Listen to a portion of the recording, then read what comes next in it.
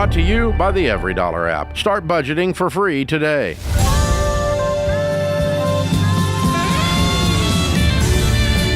Live from the headquarters of Ramsey Solutions, it's the Ramsey Show, where we help people build wealth, do work that they love, and create actual amazing relationships. #1 best-selling author, Ramsey personality, co-host of the Smart Money Happy Hour, Rachel Cruze. My daughter is my co-host today. Open phones. The phone number is 888-825-5225. The call is free, and some say the advice is worth exactly what you pay for it. Phil is with us to start this hour in Fort Wayne, Indiana. I got a problem with my my deal in here. Bring it up. Bring up Phil for me. Can you turn that off? Hey, Phil, how are you? I'm fantastic. How are you guys? Can you hear me? Better than I deserve. What's up? Well, Dave, my wife and I are having what we believe to be as a financial meltdown. We need some help. We need some advice. Okay. We're tired of owing people money. We want to get out of debt ASAP. And frankly, the arguments and the stress is making it hard to sleep at night. And we're on the verge of divorce due to this. Wow. Okay. How much debt have you got? I can go through it quickly. I've got $38K in a personal loan that's rollover from credit card debt, $29 in the car loan. Of course, that's upside down. $28 student loan, $12 in consumer debt, and $8 in another car loan, the daughter's car loan. And then we got the house. You know, we owe $150 on the house. If we sold it today, it'd be worth, $250, $270 it would sell for. Have you got a beeping in the background at your place, or is that a technical thing on my end? That's us. That's us, Dave. Oh, it is? Yep. Okay. Yep. All right. Thanks. My brain's about to be fried over this. Okay, sorry. So, what's your household income? Oh, no. Did we lose him? Now we lost him. Okay. We're breaking down. Yeah, it's all falling apart. Okay. Hopefully we'll get him back up, because it was a lot of numbers. And we're finding continually it's a consistent issue of money becoming such a major part of people's marriage issues. I mean, this is a thing that has continued to be an issue. Can you concentrate? No, I can't, but that's okay. You're right. I think we're getting Phil back now. We're getting it. Okay. Phil, we will have you on, I promise. We're going to try to help you here, buddy. Okay, are you back, Phil? I'm here. Okay, Can you hear me? good. Sorry about that. I'm sorry about that, No, guys. that's okay. We blew a fuse over here somewhere. But anyway, so you guys are, how long you been married? 18 years this year. Yeah, and what did you say your household income is, sir? Together we're grossing $174. Okay, so why are you not able to pay these bills with $174? They look payable to me. And when we actually sit down and look at it, I agree 100%. But frankly, we have never sat down and truly have done a budget. Okay. And if we're fighting over money all the time, why would we not do that then? Just a communication issue. I think when it boils down to it. I mean, if you sat down with your wife tonight and said, honey, look, we have to map our way through this in a way that we can agree to so we don't kill each other. And we make enough money to pay these bills. We just need to get aligned on how to do it. Would you sit down here and help me write this out and us be in agreement and neither one of us raise our voice? Could you not do that? We're getting there. We've been really. No, I'm talking about tonight. Why couldn't you do that tonight? Does she know about all these numbers, Phil? Does she know the amount of debt? She does. Okay. Absolutely. Okay. Yes. So what's the stick? What's the fly in the ointment? You're going to have to tell me. I think it's just a fear of buckling down and actually handling it. I think on both of our parts. Okay, and you said your daughter car. So you have a teenage daughter you don't want to tell no to. That's difficult to do, yes. Yeah. Okay. The other part is she just got accepted to a local private college, both for academics and athletics. That's scaring me to death also. Are you supposed to pay for it after she got accepted? That is a correct statement, yeah. So well, I don't care. I can't afford it, honey, unless we figure this out. So one thing you figured out already, I figured out in 35 seconds talking to you, is your teenage daughter has a vote in this and she shouldn't. It's not her money. She's causing, you not saying no to her, either one of you. This kid needs to hear no. Is part of what's causing your problem. Now, I'm not saying you're going to have to say she can't go to that college or you have to sell her car, but you might have to say both. Mm-hmm. You make $174,000 a year. You make plenty of money to pay these bills. I agree 100%. Yeah. And we're not behind on anything by any means. Yeah, just, but I'm tired of making the minimum payments. I want to get these things paid off. Well, yeah, absolutely. And you're out of control. Y'all just spend and spend and spend and spend with no plan. And because nobody hears the word no in your place. And so the grown-ups in the place are going to have to circle the wagons, you and your wife, and say, all right, as grown-ups, we're going to do what's best for this family in the long term, which means in the short term, we're going to say no to some things to ourselves and to all the non-grown-ups in the family who don't get a vote. Understand. Is that old school dinosaur stuff or what? I like it. I mean, that's really what you're going to have to do. It's so one of the things I did. Sharon and I said this when we were fighting like crazy. We were going bankrupt, losing everything. Rachel was a brand new baby, and we said, all right, if we ran a business and it was our job to handle money for that business, to be the CFO of that company, the chief financial officer of that company, we would get fired for incompetence. You would lose your job, Phil, if that was your job. Y'all suck at this. Well, I agree. And so we said that to ourselves, too. So I can say that to you. So, I mean, I'm not picking on you.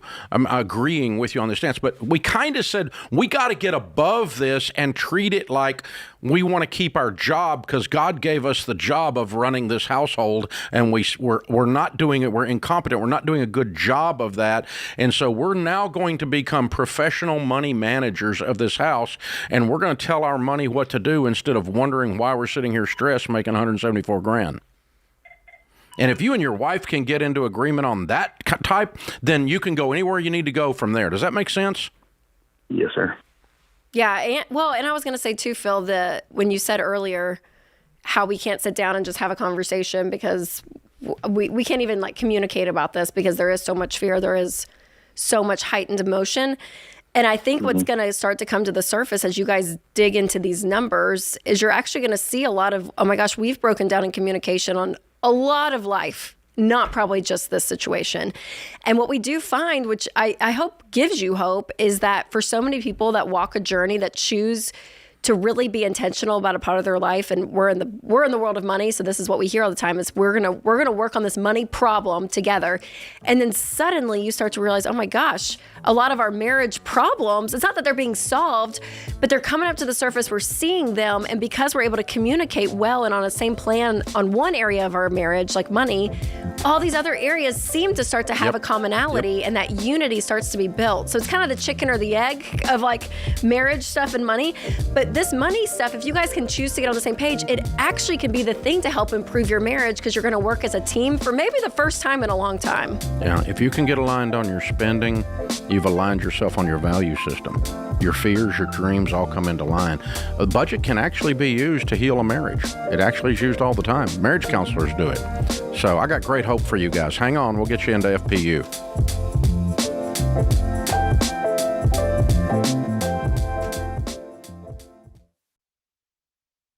Statistics show that half of Americans don't have enough life insurance, or they don't have any at all. I don't understand this, John. Why don't people want to take care of their family? They think they're going to die or something? Well, I used to be one of those guys. I didn't even think about it. And one of my buddies said, hey, the only reason to not have life insurance is if you hate your wife and kids. And I immediately went and got term life insurance. That's a gut punch. And, you're telling me, and for decades, Dave, I've sat across people who've lost a spouse. they've lost somebody important to them. Me and too. They don't know what to do next. Me right? too. I mean, you're going to have a crisis here. And, you got two options while you're sitting and talking to a young widow. She's concerned about how she's going to invest all this money properly and not mess this up, or she's concerned how she's going to eat tomorrow. That's exactly These are the right. two options. And take care of your dadgum family, man. Term life insurance can replace income, pay off debts, cover funeral expenses, so your family can actually have the opportunity to just be sad. Yeah. To just miss you. That's exactly what it's supposed to be. It's saying I love you to your family. Term life insurance. Jeff Zander and the team at Zander Insurance makes it easy and affordable. I've used them personally for 25 years. They're the only people I trust. Go to Zander.com or call 800-356-4282.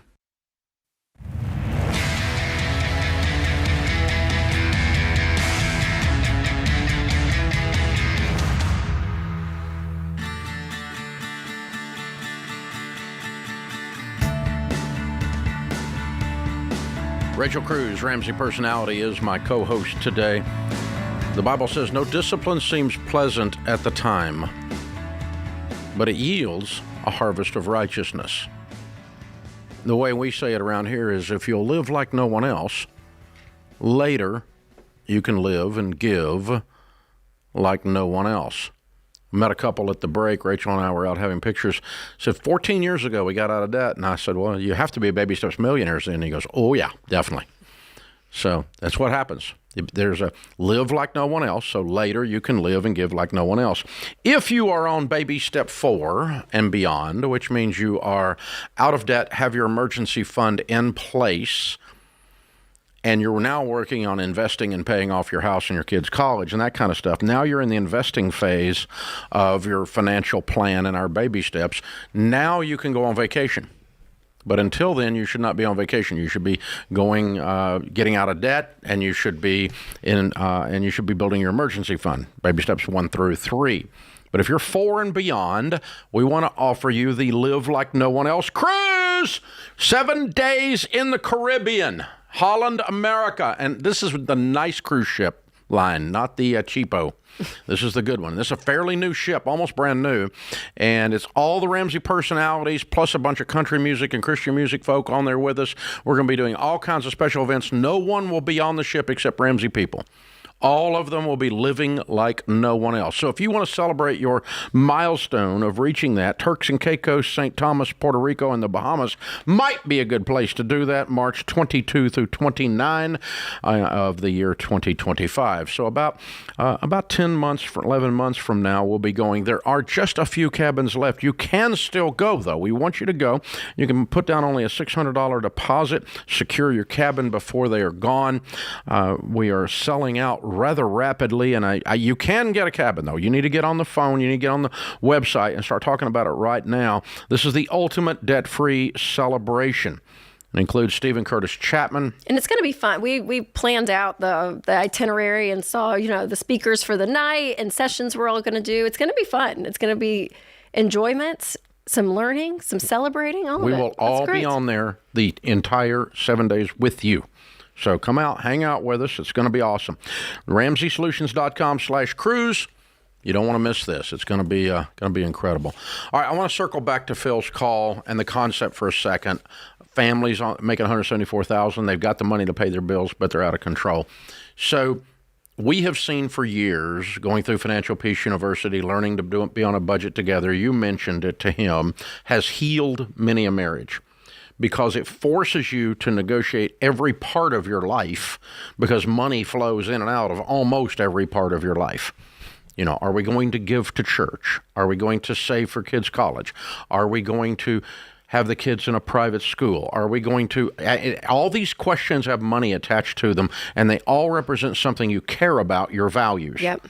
And when you can get aligned on your values, when you can agree on your spending, you're agreeing on your fears, your dreams, you're agreeing on your problems, you're even agreeing eventually on the order on which to attack the problems and decide if the kid goes to the private school the kid wants to and the kid keeps the car that has an $8,000 loan on it or not. Now, how do you get to Phil's place? It's where most people are. They're out of control and chaotic. And any system, including a family, and the operation of a family is a system, believe it or not. It is science more than it is art.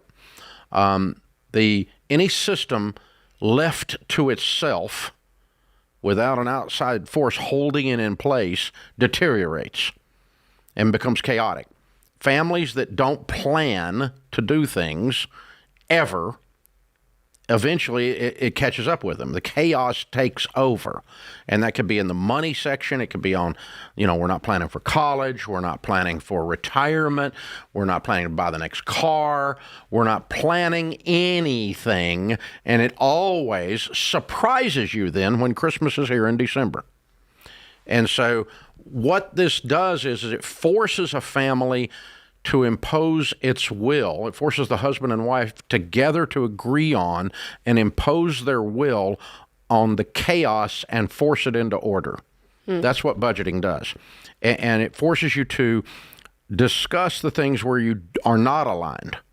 And that's why I give great hope for Phil, because he was answering, he's over it. He's ready to fix this. Sure. He's ready to say no to himself, to his wife, to his daughter. Yep. And impose our will on this broken mess. And so, folks, I want to tell you, I don't care how broke you are. I don't care how out of control or stuck you feel. You can impose your will on the system using a budget, just start writing it out. Sharon and I would just write out a list of debts that we had. Wrote out a list of goals that we have. And then we put those in order. Which thing would we do? If we had some money, what will we do first? We dreamed again after we went broke. And we had yellow pads full of dreams, yellow pads full of goals, yellow pads full of debts and problems, and yellow pads full of a budget. And those things eventually, as we imposed our will on that system, eventually became our life. And it's what we've been teaching you guys now for 30 years. It's how you run it. Yeah, and I wonder, too, the caution when it comes to even making that first step of imposing your will and just doing a budget. Because I think it takes either a moment in time of a crisis, kind of where he was at, and we call it your I've had it moment. Had it. I'm done. It's either that, or it's just this big humility pill that you have to swallow to say, what I've done obviously isn't working. And I think that's hard for anyone to admit, right? They're like a part of your life that's falling apart. Realizing that you've done that. Like there's a level of self-acceptance there. Oh, yeah. That can be so hard. Oh, it's very hard. And I think those are the barriers. But when you push through those emotions and you actually sit down and do it, the change occurs. You start to actually start walking it out. But that first step for people emotionally can be very difficult. The weird thing is you change when you have a crisis, but you can create the crisis. Yeah. In his case, the crisis is coming from the outside. It's a marriage problem and everything's blowing up and there's tension in the home. But I've had 2 debt-free screamers this week who I asked them what their I've had it moment, where you finally just go, that's it, I've had it. And in both of those 2 cases, they said, I was disgusted that we make this much and we're this broke. That's a created crisis. Yeah. You're not about to be foreclosed on. But you look up and you go, we make too much money. We work too hard to have freaking nothing. I've had it. And you can just reach that down inside. And when you do that, that's when the switch flips. That's when you say, okay, I don't care what the teenager thinks. I don't care what your mother-in-law thinks. I don't care what the neighbor thinks. I don't care what anybody thinks. We're fixing this crap. And when you do that, now you're imposing your will on the chaotic life, and you will bring order to it, and it's your only hope of not living your whole life broke.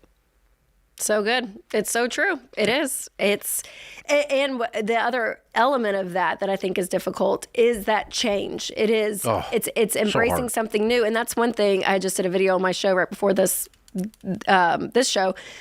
And just talking about just the simplicity of the baby steps. So you can list out 7, right? There's 7.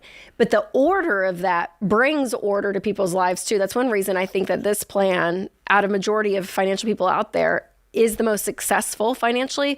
Because in order to have change, you need to have a plan that you have confidence in. And there's a level of submitting to that this works. So even if you're listening to this and you're new to it, just having confidence in, okay, I'm going to have change and submit to a plan, create order, everything that you're saying, but you're doing it to a system that works. And that's been proven, which is the confidence that we get to bring every day on the show, which is that comes great. Into almost anything. I mean, why would you push down on the accelerator if you didn't have confidence that the car was going to go forward. And if it doesn't go forward, then people just stomp on it because you're surprised that it doesn't go forward, right? Why would you push down on the brake if you didn't think the car was going to stop? You have confidence in the system. And, that's why a lot of people fail at something like a diet, because they try it for a little bit and they don't get any result. And so they lose confidence, to your point, in the system, and they bail.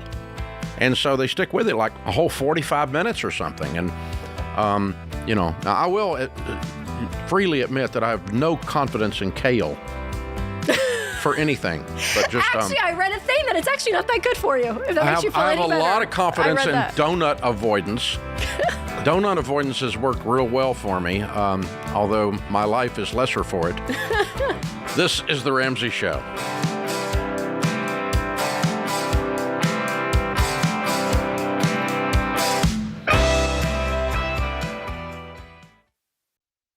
Hey guys, here's a quick math refresher. There are only 24 hours in a day.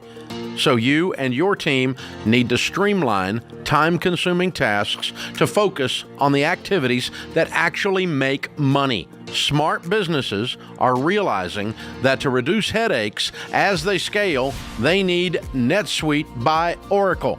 NetSuite is the #1 cloud financial system, bringing accounting, financial management, inventory, and HR into one platform. With NetSuite, you reduce IT costs because NetSuite is cloud-based. You cut the cost of maintaining multiple systems because you've got one source of truth.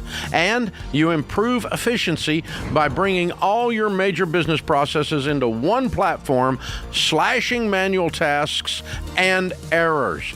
So join the 37,000 plus companies, including Ramsey Solutions, that have done the math and are boosting their efficiency with NetSuite. And right now, download NetSuite's popular KPI checklist designed to drive the right behaviors for your business absolutely free at netsuite.com/Ramsey.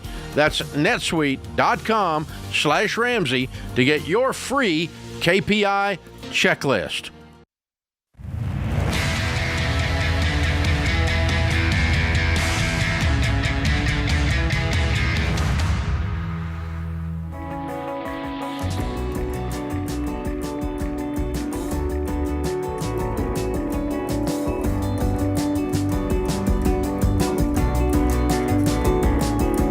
If you want to help us out, we could use your help around here. It's a huge help if you're listening on a podcast and you subscribe or follow. It changes all the numbers over at their platform and causes them to promote us, and it's a huge help. It really is. It changes the algorithm. Same thing's true over on YouTube if you follow or subscribe. If you share the show, some of the platforms have a share button, and you can just send a clip to or send a the link, or you can cut the link out and just copy paste and send it. That'll work too. So all kinds of ways to share it. If you're listening on talk radio, just tell people about us. We would appreciate it. We know you are, because all of our numbers are up dramatically, and the only marketing we're doing is you. So, yeah, we don't have $300 million to buy a stadium like SoFi. So we're just here to help you, and you're helping us by telling people about us. So thank you for that. We appreciate it. Open phones here at 888-825-5225. Logan is in Chicago. Hi, Logan. What's up? Hi, Dave. Thank you for taking my call. I'm in a big pickle right now. I just lost my job, and I have a lot of debt that I don't know how am I going to pay that debt off. So. Well, that's scary. Yeah. How old are you? I'm 19. Whoa. You on your own? No, I still live with my parents, but I made some pretty terrible decisions in the last couple of years. So. Okay. What kind of debt have you got, sir? I have a car loan, about $24,000, and then I have about $5,500 worth of credit card debt that I still. Mm-hmm. I don't know how I'm going to pay this stuff off. So what happened to lose the job? Tell me about it. So I came into work, and then they told me that they didn't need me. And then he basically just relieved me from my job, and then that was Tuesday. So what were you doing? I was a manager at a travel stop. I was in charge of supervising employees, doing paperwork, things like that. Mm-hmm. So they do need the job done. They fired you. Why'd they fire you? They told me it was because of performance, and they found somebody better suited for the job. So. Mm-hmm. Okay. Anything about that you learn? What's your takeaway from that? To be honest, I don't even know. You felt like you were performing. Yeah. Okay. And I just don't know what happened. Mm-hmm. It was just confusing to me. Yeah. What were you making? I was making around $40,000 a year. Mm-hmm. Okay. How are your parents doing with you being there and job loss and everything? How's y'all's relationship? They're good for the most part. It's just trying to find another job before I lose my car or anything like that. So. Mm-hmm. So you owe $24,000 on the car. Have you looked up what it's worth? Yeah, the car is worth $18,000 the last time I checked on Kelley Blue Book. And who do you owe the money to? Who's the $24,000 with? It's Kia Finance Company. So it's a high interest rate. Yeah. What's your interest rate? Actually, I wouldn't say it's high. It's probably I think it's 8% the last time I checked. Is this a local finance company?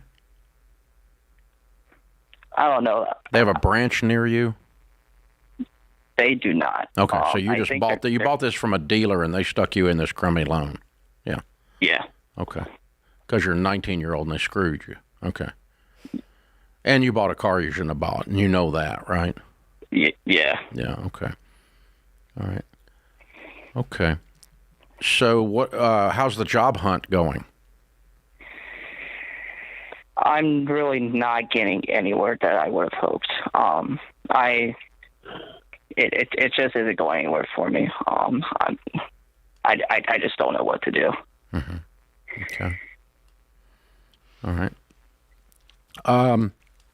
Does Uber have a 21-year limit? Yeah, I know for sure Uber does. Does DoorDash? No. Okay. I'll be dashing doors as soon as you get off the phone, dude. Might as well run the wheels off this $24,000 car and go make you some money. I want you. Listen. And listen. Come Friday night and Saturday night, your butt's working. You're not partying. Okay. Okay. Yeah. And period. You haven't any money to socialize, and you don't have any time to socialize because you're broke and you're calling me afraid. So you can't go hide that fear in a party. You got to go get her done. You got to go leave the cave, kill something, and drag it home. You can do it. I know you can. And your performance this time is going to directly cause your income to go up. So I'm going to dash doors, and I'm going to talk to 3 pizza places before nightfall today.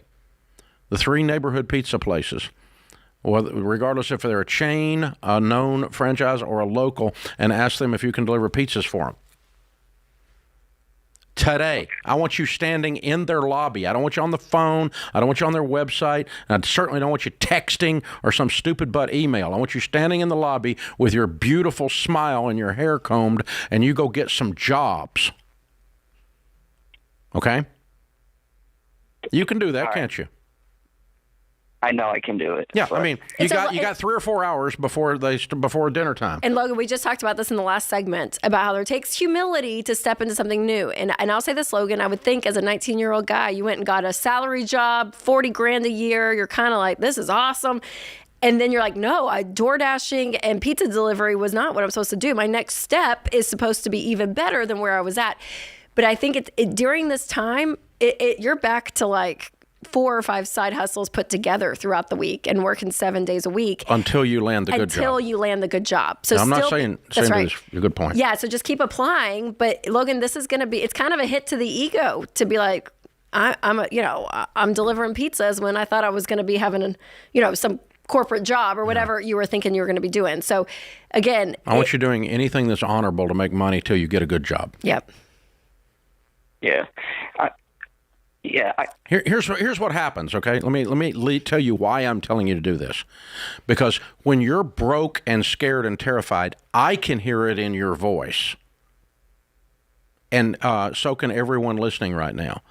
And when you go into a job interview, you sound desperate. You walk desperate. You scream desperation, and they're not going to hire you. But if you've got cash stacked from DoorDash and pizza, your car payment is there, and you got $2,000 in the bank until you get into the job. Now you swagger into the interview, and your confidence is good, not cocky, but you're not screaming desperation and terror in the interview, because an interviewer can smell this. You follow me? Yeah. And I'm trying to get that stink off of you so you can go win. And the way you do that, you get a little bit of margin between you and the wolf that's barking up your butt right now. You're getting your butt chewed off by that car payment, thinking you're thinking I'm going to get repoed, trying to keep from losing the car. I heard you say it, and I don't blame you. I appreciate that fear. But let that fear be a motivator. Your first step is stack some cash to change the way you walk and talk in an interview, and then your next step, I'm going to send you Ken Coleman's book, Proximity Principle, and the Get Clear, and the Get Clear assessment. Mm-hmm. Good, Rachel, and we'll do that and I want you to take all of that stuff for your long-term career goals, and I want you to read everything on kencoleman.com on his website about how to get and land a job, and go get that and solve this. And then learn from this process to never be in this situation again. Oh, and by the way, when we get to the other side of this, you need to have $6,000 so you can sell this stupid butt car and pay it off and get rid of it and get you a $5,000 car like a 19-year-old should be driving that's broke, or that anybody should be driving that's broke. This is The Ramsey Show.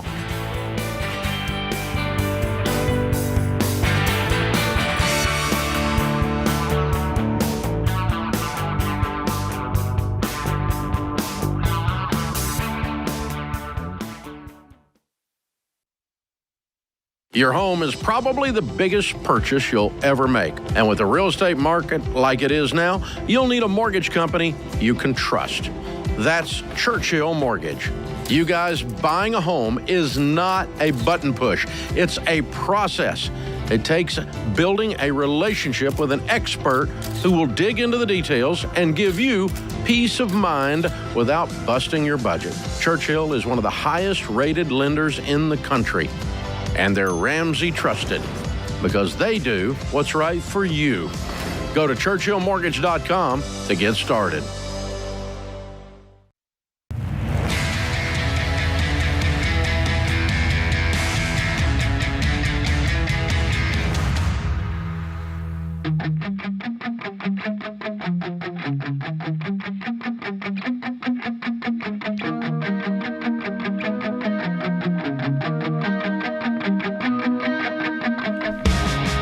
Rachel Cruze, Ramsey Personality, is my co-host.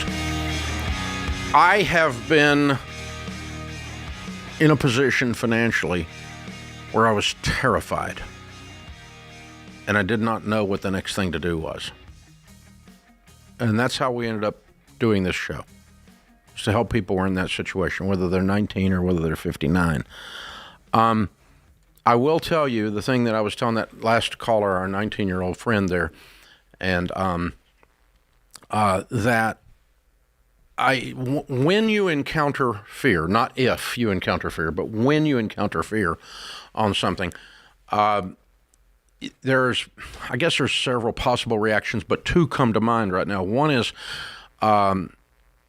you go into fight or flight, right? You either are going to attack and do something active, or you're going to freeze like a deer in the headlights. And for those of you who have heard the saying deer in the headlights, we live in Tennessee. Literally, when a deer is caught in the headlights, they freeze. And the stupid animal will stand there and destroy your car.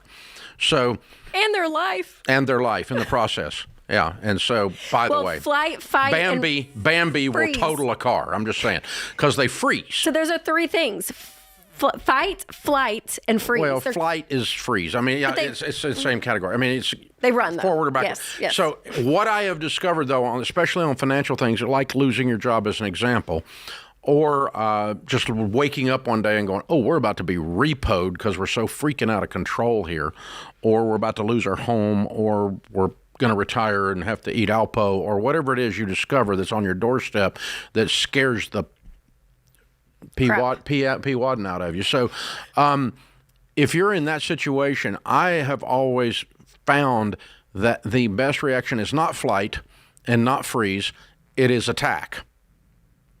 And everyone wants to get all analytical while you're in the middle of this, and that's a form of freezing.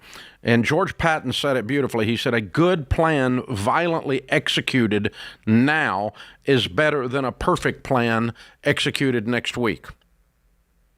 So when you're in that situation, square your shoulders, lean into it, and get after it.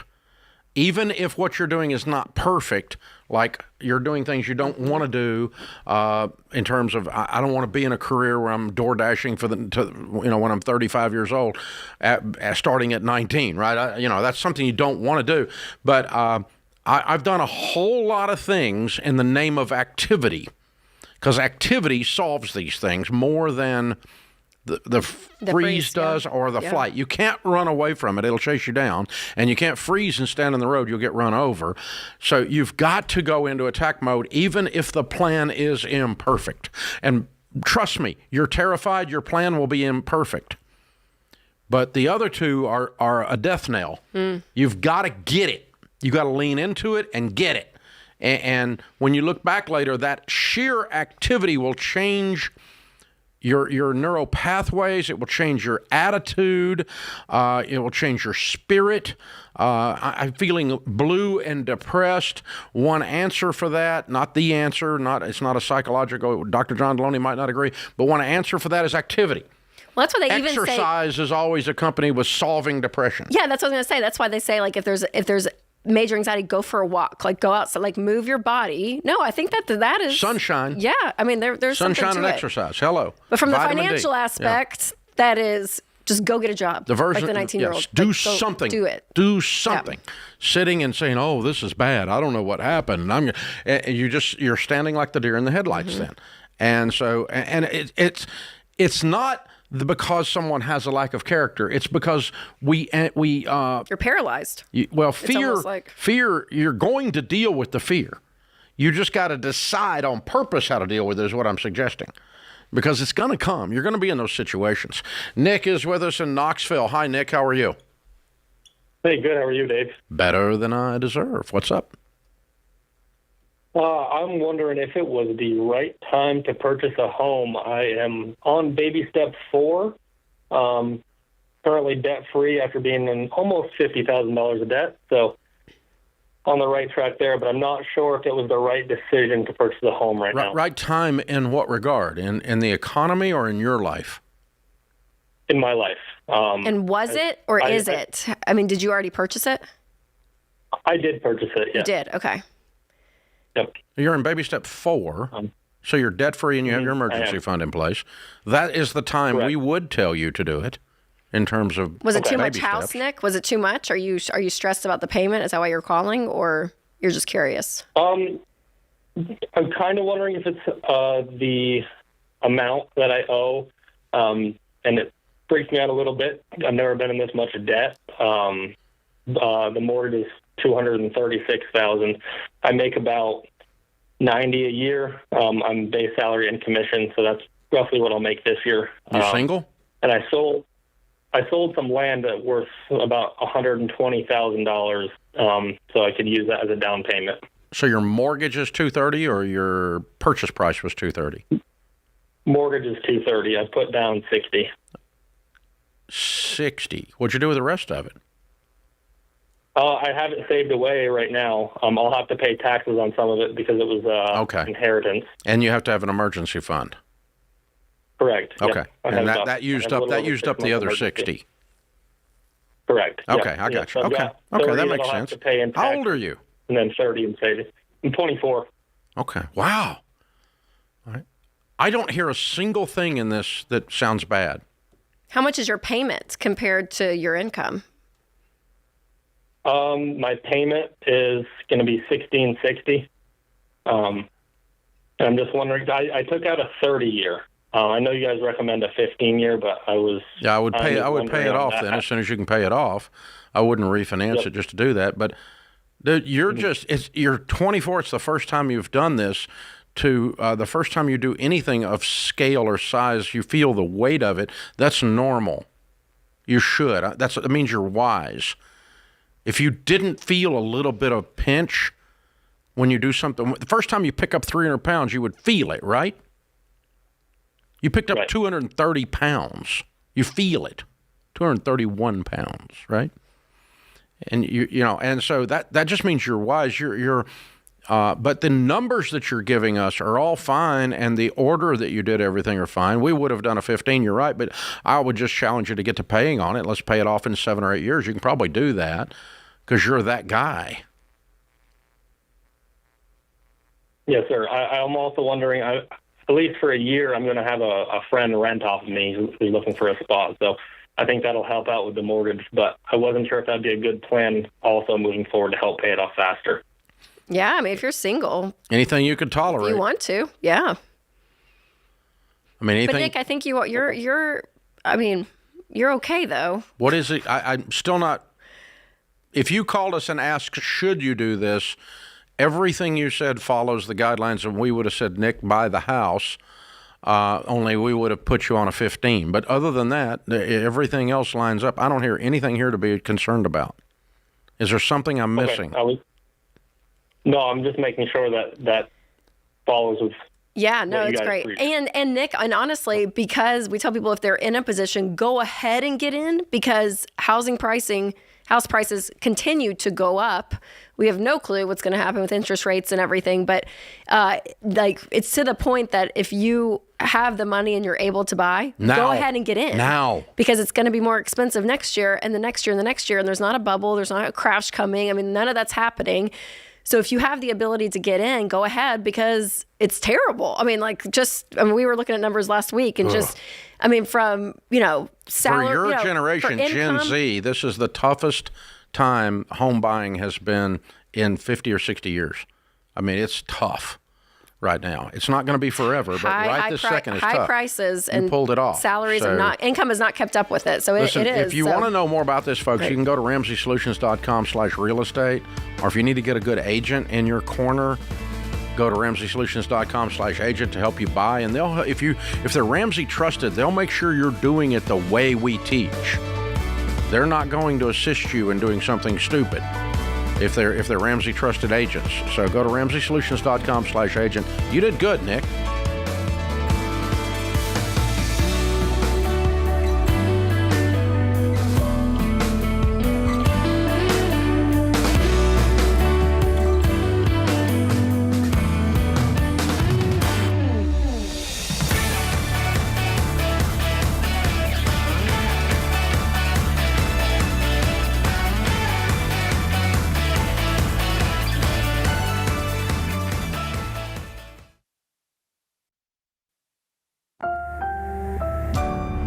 Brought to you by the EveryDollar app. Start budgeting for free today.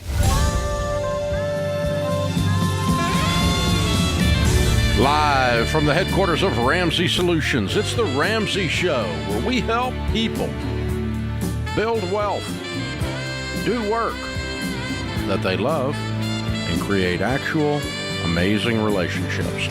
Rachel Cruze, Ramsey personality, multiple #1 best-selling author, co-host of the Smart Money Happy Hour, and my daughter is my co-host today. Open phones at 888-825-5225. Samantha in Vegas starts this hour off. Hey, Samantha, what's up? Hi, how are you doing? Better than I deserve. What's up in your world? Well, I called in because I'm just tired of toiling in debt. I have been a single mother of 6, and my youngest is now 21. Yay! You got them out. You did it, Mom. You did it. I got them out. Did they all survive? Way to go! Into the next bedroom. No, they all do really well, very well. However, except for the youngest one, he's still finding his way. But, during the course of this, I find myself in close to $100,000 in debt. I am still paying my youngest car note. I'm paying one of my children's college debt still. She graduated NYU. So I have a little bit of debt there, and I'm back in college. So I just don't even know where to start to attack these bills with me already from paycheck to paycheck. Okay, why does a 21-year-old need his mommy to pay his car payment? Because it's in mommy's name, and she did not. He's not working yet. Well, he was working, but they just laid him off. So I bought it for him as a graduation gift. You bought him a car payment. Okay. How much do you owe on your car? I owe now about $12,000. What do you owe on his? Oh, on my car, I owe nothing. On his, $12,000. Oh, I see. Okay. So what's the other $88,000 in debt? NYU? Yeah, it's NYU, and then of course credit cards. How much is credit cards? Oh gosh, credit cards is around $3,000 or $4,000. The rest is NYU. So you got $84,000 for one kid. Yes. Wow. Yeah. Okay. Was it a Parent Plus loan, Samantha? Is it in your name or is it in her name? It's a Parent Plus loan, and she does work for. I mean, she's in a situation where her loans can be forgiven, after so long. I'm not Parent Plus. You're on the hook for. Nope, you got to pay it. Yeah. So what do you make? Well, I make just under 100, but with bonuses, I make about 110, 115 a year. What do you do? I work in healthcare. What are you studying? I am studying to get my bachelor's so I can move into a higher position in healthcare, into a director's role. Mm-hmm. And what are you paying for that? The company does reimbursement, and I'm doing Sophia credit, so that's really I'm not really paying for that. Just taking up time. That's good. Okay. Just opportunity. Very wise. Good for you. How long's the program, Samantha? Oh gosh, if I keep doing the Sophia credit, I'll be done by mid next year. Okay. Excellent. That's great. Excellent. Oh yeah, I'm trying to fast track that. And then what will you make if you're at about 110 with bonuses for the new position? What are you expecting? Well, with this company, it'll probably start around 120 without bonus. Probably 130, 140 with. Okay. Mm-hmm. Good. Well, you're making progress. Good for you. How old are you? 55? You're good. I'm 53. I'll be 54 in September. Okay. Well, I mean, you told me your story. Your story leads to that. Okay. Good. Okay. Well, you're a warrior princess. I mean, you fought through raising 6 kids by yourself. You're amazing. You could fight through a lousy $100,000 in debt. You can do in it. this lifetime? Okay. Are you ready? Are you ready to get after it? Because, you're used to fighting battles, and I'm getting ready to put you on the front line again. Draw your sword. You ready to go? I am so ready. I got my pen and pad, and I am so 100% ready. I'm tired. I mean, the first thing I would do, Samantha, is I'd cut up your credit cards today. I'd get rid of them, and I would force yourself to live on less than you make with the income you have. And that's going to include these debt payments, staying current. But it's going to force probably a different lifestyle to a degree. I know you're not out there all bougie and glamorous and stuff, but I mean, it's going to be like, hey, I'm going to be eating in more. All the time. I'm going to be cutting it out. I'm going to be cutting subscriptions, extras. Like, it's going to be putting you on a tight budget, living below your means without credit cards, because the credit cards have become the slippery slope for you. They're kind of your safety net. And I want Samantha to be my safety net. Yeah. No life. And then and then honestly, Samantha, the car loan for the son. Mm-hmm. And that's going to be a really hard conversation, but but it is hey, we're either transferring the loan in your name, son, or I don't even know if I wouldn't even do that. I think I would just sell it. I would get to a point where you're like... No, I would say, listen, honey, you got 90 days to get your butt in gear with this car and Uber Eats and everything else and pay it off, because otherwise I need to sell it because I'm getting out of debt.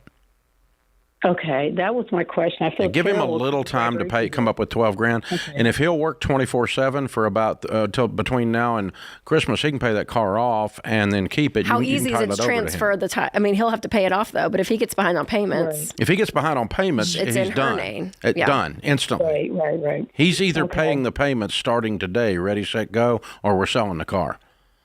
And he's going to pay it off and get it out of your name because we're getting you out of debt. Because this is at best a contingent liability, meaning you have to pay it if he doesn't.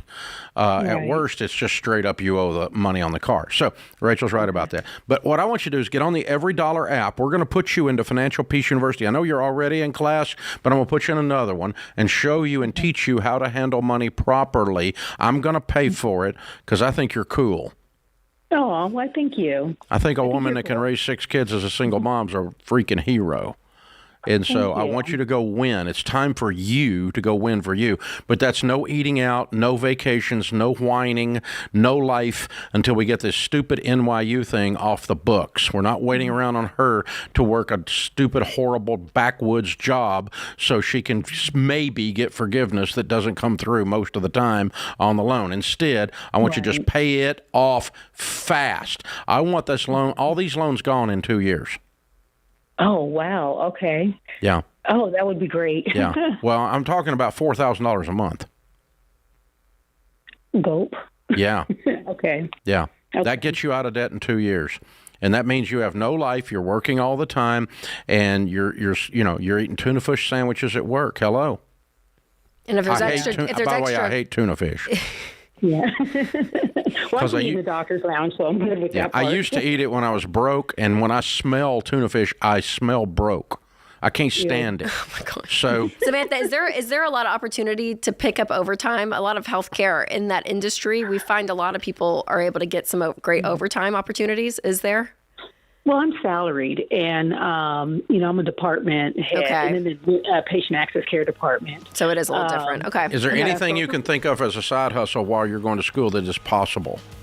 I have truly thought that up, and I really don't. The only thing I have is a Uber Eats or something, and I can't really, I can't do that. You got to get through school. I want you to get through school. I think that's important because that's a better future play.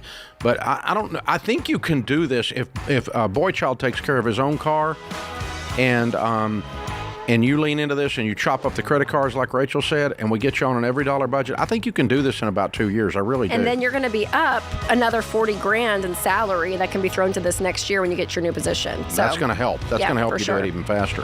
Hang on. Christian's going to pick up and we'll get you signed up for Financial Peace University. We'll show you how to do this, kid. It's what we do. This is The Ramsey Show.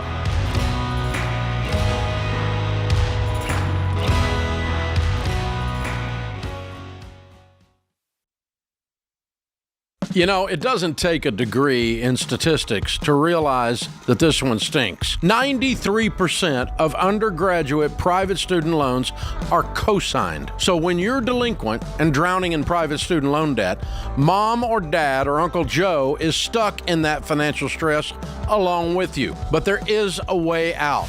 Why Refi? Why Refi offers a custom refinancing option with a fixed rate loan based on your ability to pay. And the average interest rate Why Refi offers is 3.9%, which can significantly reduce your monthly payment and decrease your total cost. Why Refi refinances your defaulted private student loans that other places won't touch. And I trust them to help you get out of debt. So don't be another statistic in the student loan swamp. Contact Why Refi at 844-2-RAMSEY or go to whyrefi.com/Ramsey. That's 844-2-RAMSEY or the letter Y, then REFY.com/Ramsey.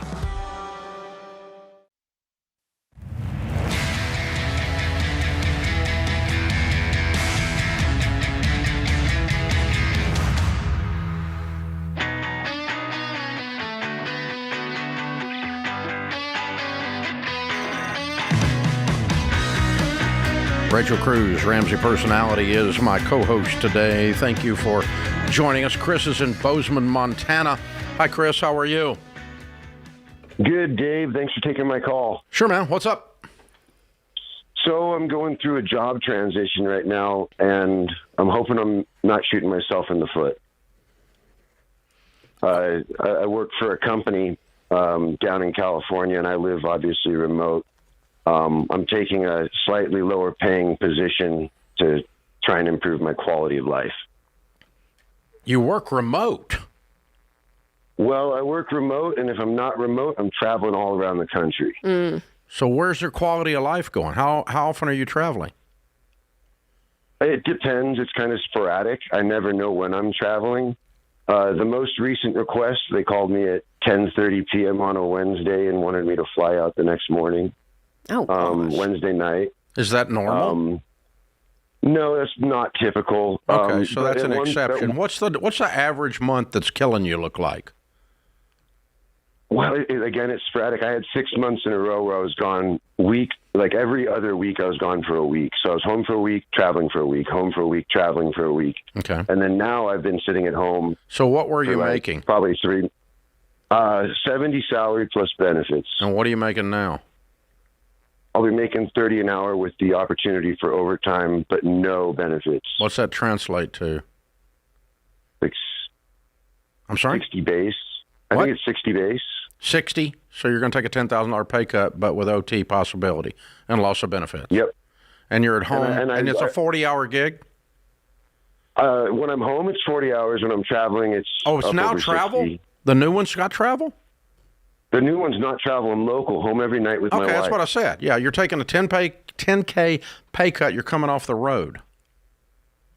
Yeah, but my travel time, like if I'm traveling, that's a 60-hour week sometimes, or typically. Was. Yeah, so but I don't get paid for that overtime. So this new overtime, if I have to work a 50, 55. I gotcha. You'll get paid for it. I see what you're saying. Yeah. Does the new job include travel? No.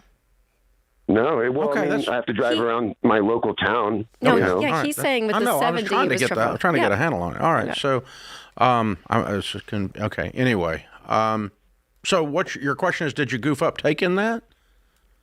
Yeah, am I making a bad financial decision? Because I do have only some credit if it card doesn't debt. take you where you want to be when you're 10 years older. How old are you now? 33. Okay, is the 43-year-old mad at the 33-year-old you? Not from what I can see. Okay. All right. Then you're fine. So I don't want you to take a permanent step back, but taking a step back to get your life under control so that you can step forward. In other words, does the new position have some upward mobility, some things you can do with it over the next decade? Does it take you where you want to go? But if you're taking a job you're just going to be stuck in and you're spinning your wheels and you're going to make less and you're going to make less and you're going to make less and you're going to make less, then yeah, I would have taken another job. I don't necessarily think you have to stay with that old job. It was a bad gig for you. But I don't hear anything here that's devastatingly bad. If you took a pay cut in half, I would say you really screwed up. But, Yeah, and his point, too, was the 70K included weeks of travel, and you don't get paid for those extra, so, like, even if he picked up some OT if he worked to the get same number of hours at the new gig, he'd make 70. That's right, or more, yep, that's right, that's right. If they'll give him the OT, but I don't know if they will or not. Yeah. And especially if you're in a position where you guys can live on that and you're not putting your family in a financial dire strait. Like, I just know for our season of life, like, yeah, if you have the ability to not be gone for a week, if you're married with kids, that's real nice, so that's fair for sure. Absolutely. Now, in general, for folks out there, sometimes when people say work-life balance, you mean all kinds of different things. All right. And sometimes people, I need to leave this job that's toxic, or I need to leave this job that is horrible. And I'm really not referring to Chris at all. I'm just referring to the subject. Then, and the only way I can do that is to make less. Well, I would challenge that. Okay. There's 2 times that people come to us in the last 30 years, and they come to us every week with these 2 times. I want a better quality of life, and so I'm going to change jobs and make less. Number 1, which he's not really making any less, probably. But the other time they come to us is, I lost a job, and the new job I'm going to get that I don't even know what it is, they assume is going to be less. Both of those are wrong answers. If you have answer A, a job that's miserable, answer B, a job that makes less, you have not enough answers yet. You need C, none of the above. Remember taking multiple choice? C, none of the above. And none of the above means I want a job that's not miserable or that is a new job because I lost my old job that pays more. And guess what? You won't find that if you don't believe it and aren't looking for it. People have a negative assumption immediately that in order to be happy, I have to make less. Well, let me help you. You're happier if you make more. And in order to get a new job, you have to make less. What? Hold on. Unless the new job is terrible. You're happier if you make more in your situation. I know, but this idea that the only way to be happy is equated with working for a nonprofit and I make less money than I've ever made in my life. No. That's just dumb. But I do think there's an assumption that if you've been in a company and you continue to get raises internally, and then you step outside, that it could be harder to find the same equal opportunity. Not if you earned those raises. Because you're qualified to run that position that you're doing at that company. Yes. Well, and I would say if you're overpaid because you got promoted beyond your competence, then that would be true. And I will say, out in the marketplace, to find a job that pays more is out there. Like, we see that a lot. All the time. You're getting paid $20 grand more. I mean, like, it is wild. We see that even from internal. And we've had people leave here because they get paid $30 grand more. Yeah. I'm like, hey, I'll help you pack. That's great, man. That's awesome. Happy for you. So So to your point, though, you don't equate, okay, I'm going to have a better situation because of the toxic work environment I'm in or the schedule that I hate that I'm in. I can find a job that I love and enjoy, and I can make the same or more. And that I'm passionate about and good at. Yes, all of those things, and make more. Right. So but the human nature is to assume the negative. Yeah. Yeah. And I'm saying push back against that as an act of your will and assume the positive. Good stuff. All right. Renee is in St. Petersburg. Hi, Renee. Welcome to the Ramsey Show.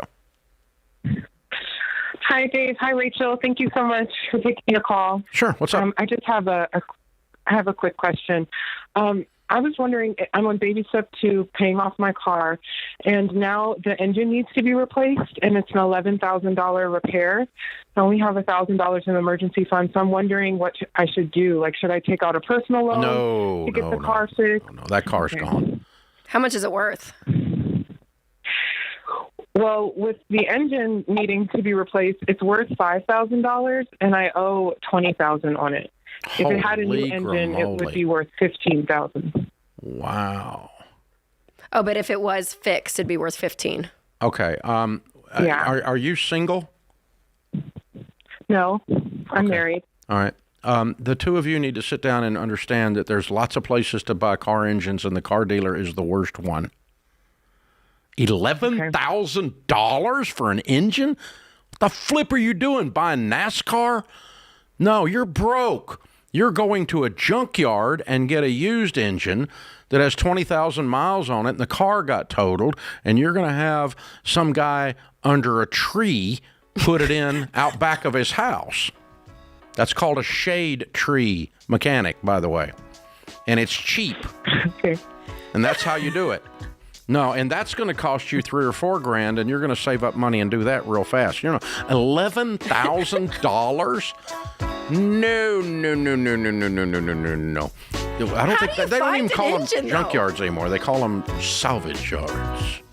So you call a salvage yard and just say I need an engine. And it's all computerized now. They'll shop all over the nation. And there you go, Renee. They'll have you a nation. I'll have an engine for a guy under a tree. That's what I was expecting. It's a shade tree mechanic. It's an old saying. Had y'all heard of it? Anyone out there? Everybody. Oh my gosh. Okay. Thank you. Okay. Thank you. This is the Ramsey Show.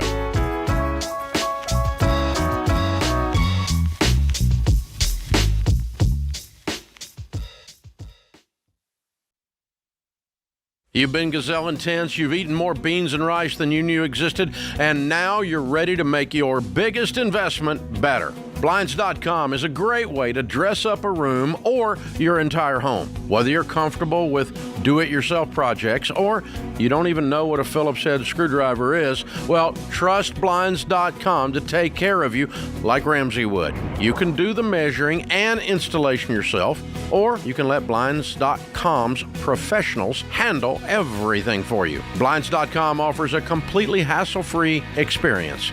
Count on them to deliver stylish window treatments from premium brands without the premium markup. You'll never have to deal with pushy salespeople in your home just to get a quote. But you can count on free shipping, free samples, and a 100% satisfaction guarantee so that you can rest easy. That's why we've recommended Blinds.com for over 10 years. Get 50% off site-wide for a limited time at Blinds.com. That's Blinds.com. Rules and restrictions may apply.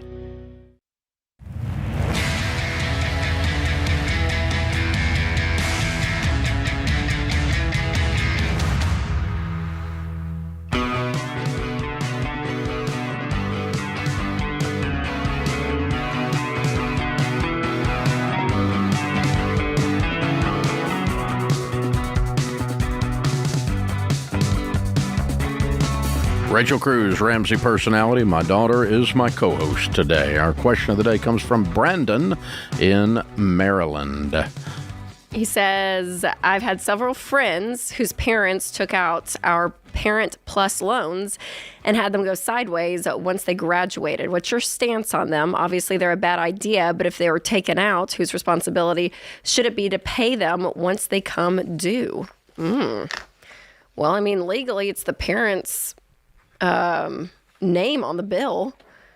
And so, I mean, I guess from like a legal perspective, it's the parents. I mean, what's frustrating about this whole thing though is that, and we've heard this multiple times, is that, you know, the student agrees with the parent that they'll pay it, you know, but the parent takes out the Parent Plus loan and the student fails to tell their new fiance, and or then they get married, and 4 years later doesn't get a job. Mom and dad go, you remember that time you said you were going to pay this loan? And they go, no, I didn't. Yeah, that's what happens. They could be there too. Yeah. We hear that all the time, don't we? Well, that or the student doesn't pay, and then the parents like, well, I guess I have to pay it, and then they're frustrated. I mean, like it ends up being this like tangled mess relationally. Yeah. But whose responsibility once it comes due? Whoever promised to pay it morally. If the kid promised to pay it, then they should go back and pay it. They're not legally liable. So if you said, Mom and Dad, if you take this loan out so I can go to the college of my dreams, then, and Mom and Dad are stupid enough to go do that, then they sign the note. They're legally liable, but you made a promise to them to pay it. Yeah. That's you keeping your word. You go pay it. Okay? Mom and Dad took out the loan and nobody ever said anything to nobody. And then Mom and Dad come back later and go, you need to pay for your college. Well, no, I don't. I didn't tell you I'd pay it, and I'm not going to pay it. So there's no moral contract, and Mom and Dad are up a creek. Bottom line is you can avoid all this by staying away from the stupidity completely. No student loans of any kind are good in no freaking circumstances. Parent Plus loans are stupid. That'll help you. Yeah. There you go. It's hilarious to me that when people are stupid about education, that's an oxymoron, isn't it? We've lost our stupid minds on the subject of education. I will say, do you feel like in the in recent years, in the last 2 years or so since COVID, I feel like people have woken up to this, though. I think that student loans? Yes. I think that there has been a backlash against just collegiate in general. Like I think people are higher seeing, education has gotten a backlash in general. Yeah. I just think that and there's some just of it been was they wanted to charge you the same amount while they wouldn't let you come to campus. Yep. And made you study remote, and they want to charge the same amount. And everybody went, well, listen, I was already getting ripped off, and this is really screwing me. I don't think so. But I mean, yeah, I think it's waking up, and I hope that Borrowed Future, our documentary that was award winning and highly viewed, had something to do with it. If you haven't watched that, you can watch it on YouTube free, and many other streaming services as well. But it'll blow your mind how crooked and backward this whole student loan thing is. And the politicians, you guys, you Congress people, somebody ought to just smack one of you. Y'all are it's unbelievable. student loans are horrible. We need to forgive them while we continue to make them. That's so intellectually dishonest. If they suck and they hurt people, why don't you stop it? Hello. The poor little victims of the student loan and you keep making them. And you're the villain, Congress. It's your fault.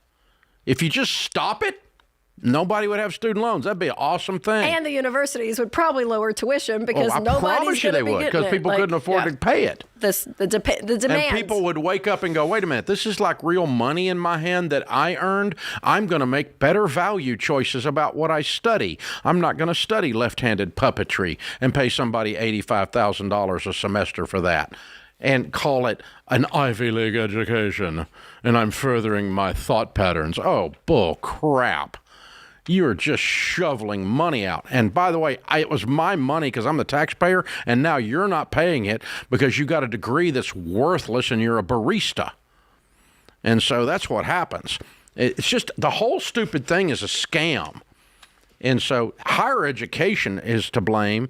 The Congress is to blame. Weak parents that won't tell their spoiled freaking children no are to blame.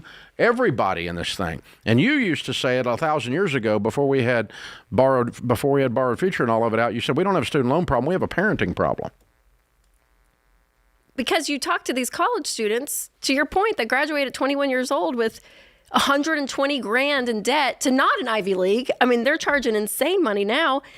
And they want to go and be a missionary or do something, where they're not making a ton, but they got all of this debt. And I'm like, how did your parents direct you? Well, they didn't talk to me. And you're like, oh my gosh, like an 18-year-old is sitting here making a decision that's going to affect them for the next decade of their life. And a parent didn't step in and at least have the conversation. Like, nothing is being said. So, Or we get a call like, my daughter told me she's going to this school that we can't afford, so we're going to have to take out student loans. See, there's the problem, because I love Rachel, but when Rachel was 18 and we were spending my money, she didn't tell me nothing. I told her some stuff, but she didn't tell me anything. That's not how this works. That's backwards. So there wasn't much dialogue. No, there wasn't. It's like, you're going to go to this school and I'll pay for it. That's pretty much how it went. All three of them went to the same school. The dialogue was, if you take all these classes, you graduate in 4 years. So take the freaking classes. Yeah, that's fair. And I did. That was the dialogue. And to be transparent, you guys paid for our education, but we had to stay in-state. Yep. We had to take in-state tuition, and we had to graduate in 4 years. If you went 4.5, you had to pay it. And you had to freaking behave. And if you did, and if you went out of state. You don't get to go off the reservation and get my money. That's not how it works. I'm not going to support your freaking insanity that some communist professor told you to engage in. I'm not going to do it, I went partying in my head. I went partying in college. If you went off the reservation, that meant partying, not. Well, I'm talking about losing your freaking mind, and you're confused what you're there for. You're there to take these classes to get this degree, and if you take these classes and pass them, it's magical. You graduate in 4 years, and we're sitting in the orientation at the University of freaking Tennessee, where the kids went and I went, and they said very proudly, we have a 57% graduation rate. Of the people that are sitting in this room, 57% are going to graduate. And I'm thinking to myself, I almost raised my hand and said, if they make a 57 in class, don't you give them an F? You wouldn't be bragging about that. That's called failure. Oh, and then they pipe up and say, and only 20% of the ones that do graduate will do it in 4 years. And I wrote across my oldest daughter's little orientation packet, so have a freaking plan, in black magic marker, while this idiot was on stage telling us this. I mean, how are you bragging about a 57% graduation rate?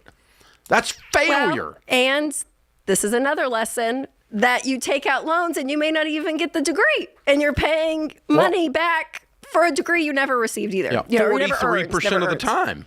Yeah. Apparently, you don't get the degree.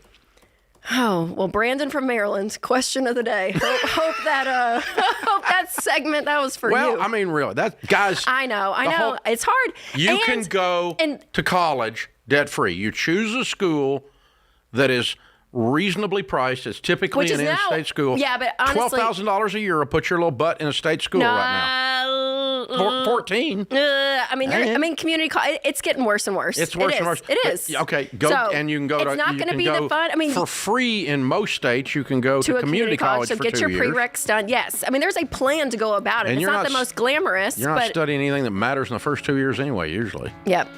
So there is a plan, and it probably doesn't look like the shiny plan that you always thought with college. Here's an idea: get a degree that'll help you get a job. Whoa. That was insightful. This is The Ramsey Show.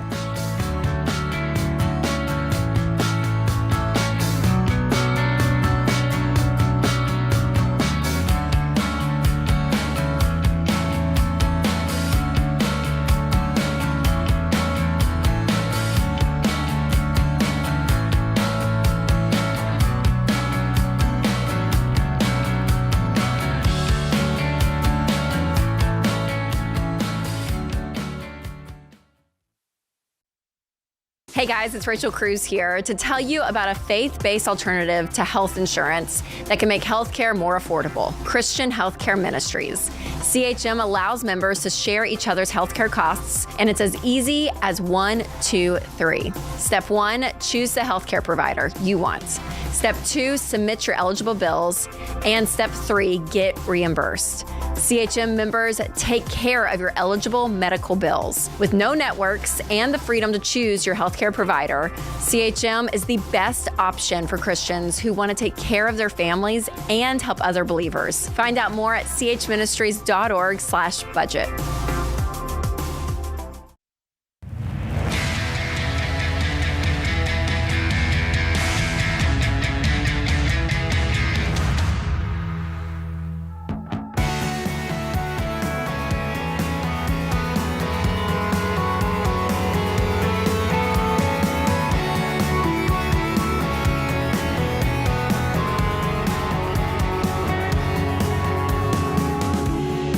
Rachel Cruze, Ramsey Personality, is my co-host today.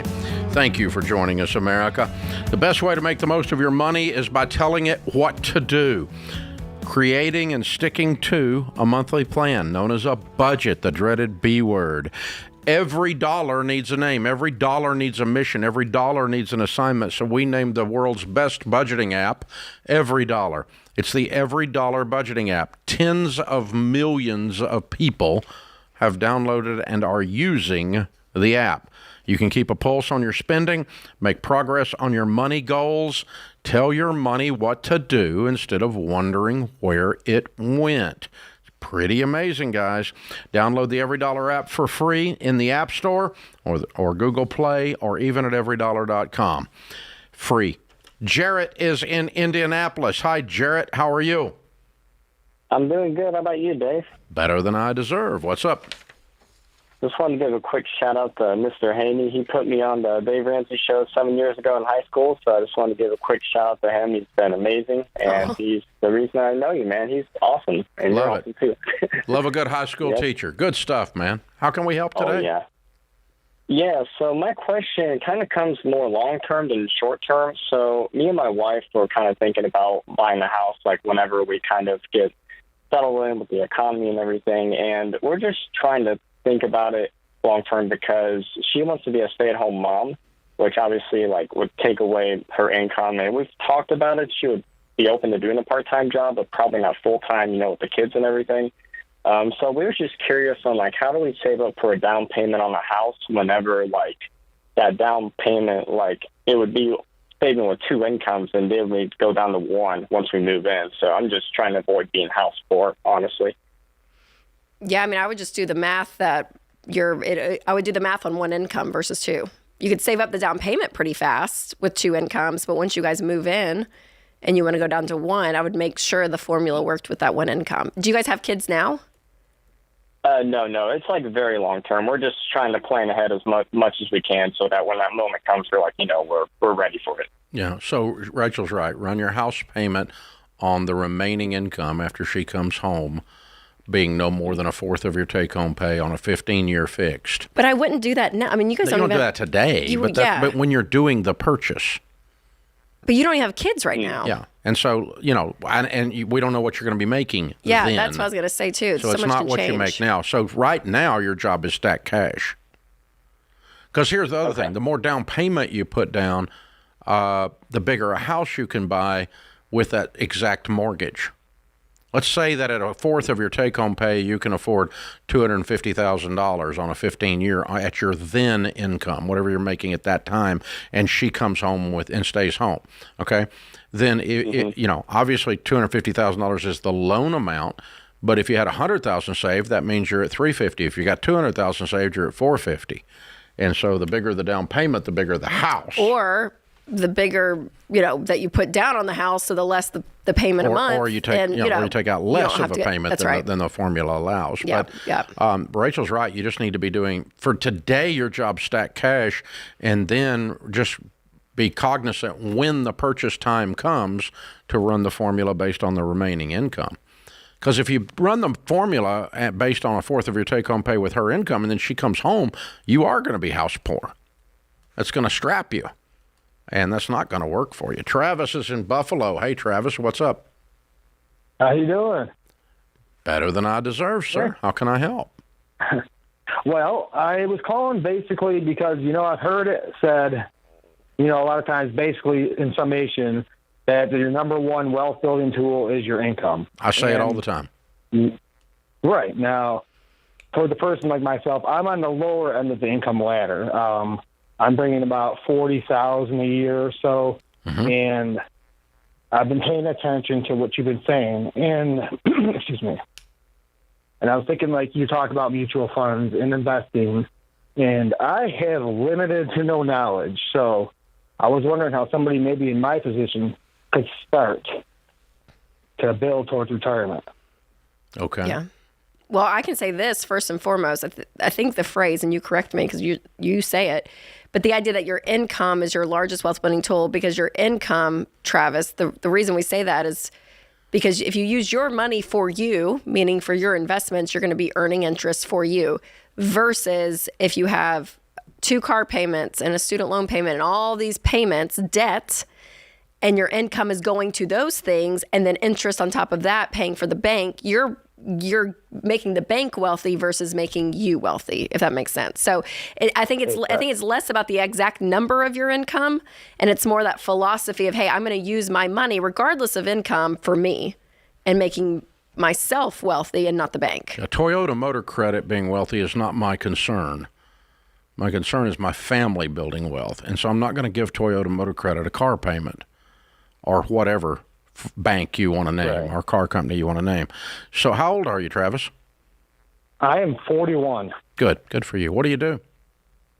I manage a restaurant. Good for you. Okay. And how long have you been in the restaurant business? About 12 years. Good for you. It's hard work, man. A lot of hard hours, too. It is. And you put up with a serious amount of crap. You're right. All right, so our goals, what we teach you is a process called the baby steps, which is to first have $1,000 saved as a starter emergency fund. Then second, become debt-free, everything but the house, using the debt snowball. Third, build an emergency fund of 3 to 6 months of expenses. And then fourth, start investing 15% of your income. In your case, if you had no payments but a house payment and you save 15% of your income, well, 15% of $40,000 is $6,000. That's $500 a month. If you invest $500 a month from age 41 to age 61, you will be a millionaire. Wow. And that's if you never get a raise. And I suspect you're probably going to get a raise. I suspect if you can manage a restaurant in Buffalo, New York, you probably could manage a better restaurant in Buffalo, New York that pays $75,000 instead of $41,000. So some career goals are probably going to cause you to make more throughout your life. I doubt you're stuck at 41 in perpetuation. It's just where you are today. Yes. Yeah. Very good. Well, I appreciate that. I mean, I should point out, though, I don't know if this would matter, but as of today, I have no outstanding debt. Good. Okay, then you're on your way. I was paid. You have an emergency fund of 3 to 6 months of expenses?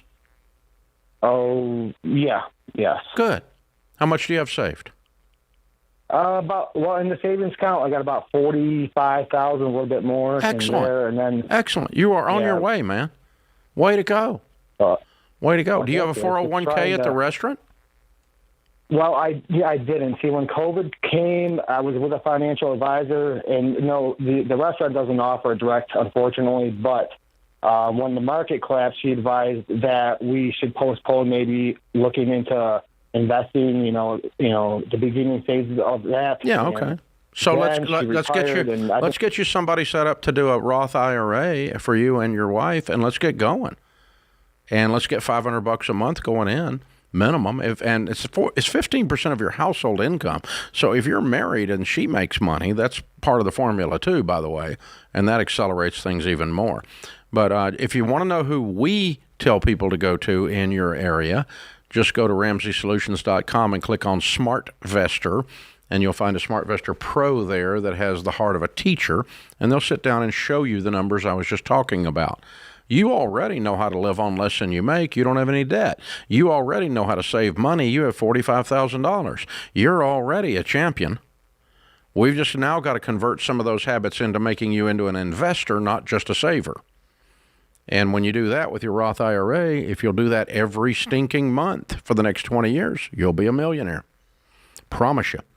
So, folks, the numbers are $100 a month saved from age 25 to age 65 is $1,176,000. Now, he's 41, not 25, but he's at $500 a month, not $100 a month. You following my math here? I hope you are. I didn't just dream that number up. It actually ran through my little brain. This is The Ramsey Show.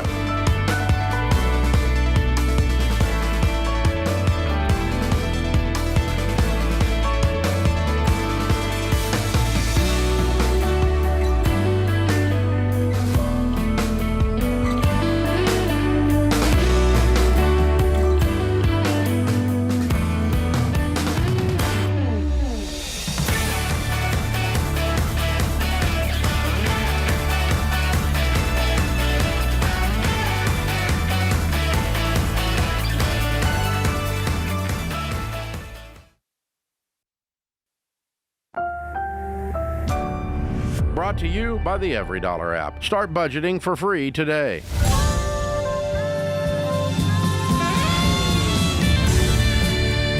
Live from the headquarters of Ramsey Solutions, it's The Ramsey Show, where we help people build wealth, do work that they love, and create actual amazing relationships. Rachel Cruze, Ramsey personality, #1 best-selling author multiple times over, and my daughter is my co-host today. Open phones at 888-825-5225. Sarah is in Fresno, California. Hi, Sarah. Welcome to The Ramsey Show. Hi, Dave. I'm so glad to speak with you. You too. I was hoping you help me with a situation. I have so much. It's just a mounting of stress, debt that I don't know how. I don't see a way how I'm gonna get rid of this. I've been listening to you for a couple weeks now, and I'm getting familiar with your baby steps. But I don't know how I'm gonna be able to climb out of this pit. Hole that I've dug myself into. I'm sorry. The last few. So tell me about what kind of debt have you got, kiddo? I have over $165,000 in unsecured debt. That includes cars, personal loan, credit cards. Yeah. Give me a little breakdown. How much do you owe on your car? I have three cars. One is $45,000. I currently owe. I have a $31,000 car. And a $14,000 car. And a 14 or a 40? 14,000. 14. So 45, 31, and 14 on cars. So I take it you're married. Yes, I am. I have $67,000 in personal loan. I have $20,000 in credit card. I don't know what I must have. I don't. It just occurred in like 2 years. After I had my baby, I guess I went crazy, and I. Why do you have 3 cars? The first one, it was a very old car. I had over 20 years, so that one died. It was over 200,000 miles, so I went and got a car, a van, that kids, and then I should have. Had I found you earlier, maybe I would have not made all these decisions. But I mean, you still owe money on the car. I guess the dead one's sitting in the driveway. I'm driving it. That's my personal car. Your from, dead one? Work. The dead one is? Yeah. Oh, so it's running. It didn't die. It's really dead. No, you drove it to work. Oh no, that's my new car. No, I'm asking what happened to the dead car, the 14,000 one. Where is it? Oh no, I am so sorry. The one I got to the old one that I had over 200,000 miles. That one is still sitting in the driveway. That's what I said. You have a dead car sitting in the driveway that you owe $14,000 on. No, I don't owe anything on that one. Is okay, what's the third car you owe $14,000 on? So you have 4 cars. Yeah, 1 dead, 3 that I still owe loans on. One is for my daughter, and one is my husband, and then the van is mine. Okay. How old is your daughter? She is in college right now. I see. Okay. And how much do you make, honey? I make over 100. What does your husband make? My husband makes about 35, so our combined income is last year was 156, I think, and this year is probably maybe the same. I'm not working as the full crazy load, so it's gonna be roughly around there. Okay. How do you think we can best help you, hon? I don't know. I've listening to your show, watching your show on YouTube, and I've seen that you've helped out a lot of people, and I don't know. I'm thinking of maybe just filing bankruptcy, but you're not bankrupt. You just got to stop some of this. You just got to stop some of this. I don't know if I should return the car or I don't know why. Slow down. Okay. It's just so. It's overwhelming. It's overwhelming. Breathe a second. Okay. Take a breath. All right. So here's what we got to do. Are you guys ready to turn your life upside down to keep from feeling this way? I am. I feel What about him? Because I think he is too, and I just need to get out of this. I make him around close to $9,000 a month, and all of those money goes to car payments. It has everything in there. But you guys just buy a car every time you change clothes. You guys got to quit buying cars, and you need to sell some cars, okay? So the dead car in the driveway should be sold immediately, and you need to sell the other 2 and get you 2 $5,000 cars that you pay cash for. You got $2,500 a month going out in car payments. Yes. Yeah. No wonder you're broke. It's sitting in your driveway. All your stress is your cars. Because the personal loan and the credit cards came from the fact that you didn't have any money because you gave it all to the car company. And so you went and used a credit card because you're broke. Right? Okay. Is that right? Okay. Mm-hmm. So you're going to have to sell some cars, Sarah, okay? You have to get out of these stupid cars. You cannot afford them. They're killing you. They're causing you to be on national radio crying. You need to be rid of these cars. Amputate the van. It leaves. You need to get rid of these cars. And the one in the driveway, I mean, you just can't keep collecting vehicles and be anything but broke. And that's what you guys have been doing. So and a conversation with your daughter that you guys can't afford a car. So yeah, she can't either. She's going to get a job while she's in college and start paying the payments on that 14, or we're going to sell her car. Okay. Yeah.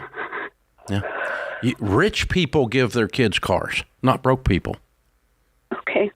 and you're broke and stressed I am. and telling me you think you're bankrupt. You don't give a college kid a car when you think you're stressed and bankrupt. So you're going to have to undo some of these, and it's going to be painful, but it's going to be less painful than the way you feel right now because you can't even breathe right now. No. Yeah. I'm sorry, honey. I've been where you are. It's no fun, but I will tell you this. I can show you what to do, and your life is going to be hell for the next 18 months, and then you're going to be free. It's going to be very uncomfortable for the next year and a half, and then you'll be free for the rest of your life. But you're going to sell everything in sight. People are going to be mad at you. People aren't going to like you saying no so much, and I don't care. And you can't care anymore. You've been trying to fix everything for everybody, and you just run around and buy stuff. You got to stop it. Yeah, and hold on the line, Sarah. Christian will pick up, and we're going to get you FPU, the 9 lessons, and you and your husband need to sit down this weekend and binge them. Watch all of them. Yes. And do a budget, and we'll give you every dollar premium for that, and sit down and control these expenses as well. And that's going to be cutting your lifestyle Drastically. You live in Fresno, one of the most expensive places to live. Drastically cut your lifestyle.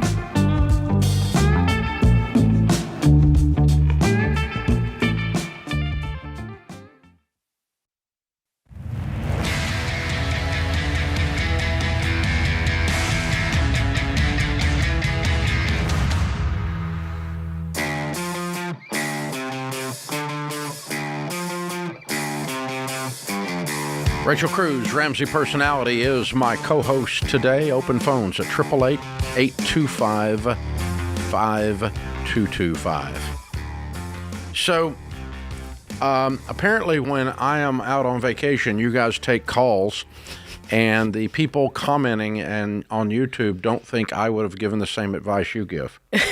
Or something like that. It will happen every now and then. Which is usually wrong, by the way. I mean, you guys are very consistent, just like I am. Yeah, I mean, yeah. Some of it's a very black and white issue, right? What do you do? You sell the car, all of it. And then sometimes you get a call that you're like, oh, man, I mean, here's what I would do in your situation. I don't know if Dave would do this, but this is what we would do. You and George had one, about an elderly lady a few days ago that y'all went back to his call. So I told Dave today, I was like, I want to go back to a call Ken and I had, because it's gotten close to like 2 million views on Instagram. We clipped some of it. Good Lord. And in the comments, people were very opinionated that we gave the wrong advice. And so I was like, well, and everyone's like, I wonder what Dave would say, because he says, rice and beans, sell everything, and the kids think they're next. He's on this, rampage against debt, and he would not have probably given this advice. So I asked James, did you clip it, James? Okay, we're going to play the clip. And I'm just so curious if you agree with me or not. My daughter is 22, and she just graduated from college with some student loan debt. Mm-hmm. And about a year ago, she was able to get on the pre-sale and buy 3 tickets for her, my older daughter, and myself to go to a Taylor Swift concert in Indianapolis. We got them for like $209 a piece. So now I'm seeing these resale prices. It's crazy. Oh, it's crazy. It's insane. Yeah. And so I told her, why don't we sell those tickets, and you can knock down so much of your student loan that you'd be so far ahead. She says, absolutely, it's non-negotiable. It's a bucket list item. She's like, probably you, Rachel, a Swiftie, and this is, And it's her money, right? Dream. No, it was my money. Oh, okay. It was my money. So I paid for them. But, this is, and for me too, I'm looking at she's iconic. I would love to go to her concert. My daughter, of all the people that she could take, she wants to take her sister and me. That's great. It's going to be a fun thing. What would your take be? What, Rachel, now walk us through. What do you think you could make on these tickets? I'm thinking it would average out between $3,000-4,000 a ticket. Easy. Per ticket. I get it. So her student loan debt is $24,000, and she could knock it in half. And that's what you would want to put the money towards. Absolutely, 100% of it would go to there. Would you be putting $9,000+ towards her student loan if you hadn't bought these tickets? I would not. I wouldn't resell these tickets. Here's the deal, Jill. You weren't planning to cut a check for $9,500 to put on your daughter's student loan, ever. I was not. So my whole point is this that is like a windfall, right? If $9,500 fell into my lap, I might do that. I get it, but this is your daughter's, Yeah, and it's a once in a lifetime concert. Oh yeah, I agree. You go, Jill. Go to the concert. You weren't going to do this anyway, and I think your daughter said absolutely no way, and I think it creates an unnecessary tension. She's 22. She needs to pay the thing off herself anyway. There's a lot of reasons. I want our audience to know I'm not just – I just think when I look at something like this is about the emotional, not the financial. Rachel, I fully expected you to be a Swiftie. I'm very disappointed in Ken. Anything having to do with Disney or Taylor Swift, Rachel's completely on board. So I was shocked that Ken was like, he just jumped in there as a Swiftie. I was so happy about it. And listen, I got to tell you, I'm a huge admirer of what Taylor Swift has built. I'm not a consumer of her music, but that's just because I'm an old guy. But she's amazing. Performer, business person. Yeah. What she has built is iconic. Yes. I mean, you have to stand back and go, wow, regardless. I mean, we're in the entertainment, the broadcast world, much smaller degree, obviously. Nobody's selling my tickets for $14K. But yeah. But that's, Okay, so it's now, but when I try to think about things like where is it hard for me, because it would be hard for me personally. Like if a guy calls up and he's got a ski boat, okay, which I love my Mastercraft ski boats. Okay, that Mastercraft is the best ski boat. I love them, and telling a guy to sell his Mastercraft to get out of debt is very hard for me. Yes. So for you, telling somebody to sell a Taylor Swift concert or avoid a Disney vacation is very hard. Okay, right? Disney, I could put this is like a once-in-a-lifetime thing. Oh, whoopty-doopty. Wait, here's my thing. It's a concert. Okay, if you had here's this. Okay. If you had By the way, it's a ski boat. I'm putting it in perspective for you, though. If you had a trip booked with Daniel and his son Eli, you got, because this is what it was for her daughter, right? A trip booked, and you had planned it out. Daniel had student loans. We can go here for a second. Okay, Daniel had student loans. No, listen, and you could sell the trip for 3 times from what you bought it for. Would you do that and put it towards Daniel's loans? The nuance in the call that does change the answer for me. Okay. Is she gave her daughter a gift of some money, $600. Of tickets. No, she gave her daughter $600, and the daughter bought the tickets with it. Yeah, for the tickets, though. Yeah. She gave her a gift. So she's no longer in control of this. Oh, I hear what you're saying. Yes. So the mom is not in control. The daughter is in control of it. Correct. Now, and she bought tickets. Now, if the daughter called me and said, my mom gave me these tickets, gave me $600 to buy these tickets, and I can sell them for $12,000, I would ask her, if you had $12,000 sitting in the middle of the table and you didn't have Taylor Swift tickets, would you put it on your student loans or would you put it on the things? And I would tell the daughter to sell the tickets, but I'm not going to tell the mom to renege on a gift. Yes. Okay, that makes sense. Okay? Yep, that's kind of what our train of thought was. That's a control issue. When you give someone a gift and then you try to take it back, that's not a gift. And there's some politically incorrect things we used to call that. Okay. That you can't say anymore, but and shouldn't. But anyway, you're taking something back after it's a gift. You shouldn't do that, right? And so and I would never recommend to someone to do that. Yeah. So for the mom. So the mom is who called you. You tell the mom. I would advise the daughter to sell the tickets, though. Yes. So if it was the different person in the situation calling. So if Daniel called and said, I'm in debt, and I could buy this for 3 times. And I can sell these tickets from a trip that I have planned with my dad and my son. Should I? Yes. Because let me just tell you, I mean, what is more important in the scope of the next 50 years of your life? Getting a student loan paid off or going to a Taylor Swift concert? I don't know. The memories are forever. No, they're not. Yeah, they are. I remember. I don't remember a lot of the concerts I went to. I went to. Well, For other reasons. For other reasons, Dave. No, just because it was a long time ago. I can't even tell you all the concerts I didn't go to. But I remember my first concert with Mom and Denise. Okay, that's Celine wonderful. Dion. That's and wonderful. You still think about it to this day. Oh, yes. Celine. Yes. What a woman. And that's worth how much? Not much. Probably not even what we paid for Celine at that time, because that was a Vegas thing, if I remember. No, she came to Nashville. Oh, she was. This was late. This was way back in. Yeah, My Heart Will Go On days. Okay, all right. Like okay, Titanic I know, days.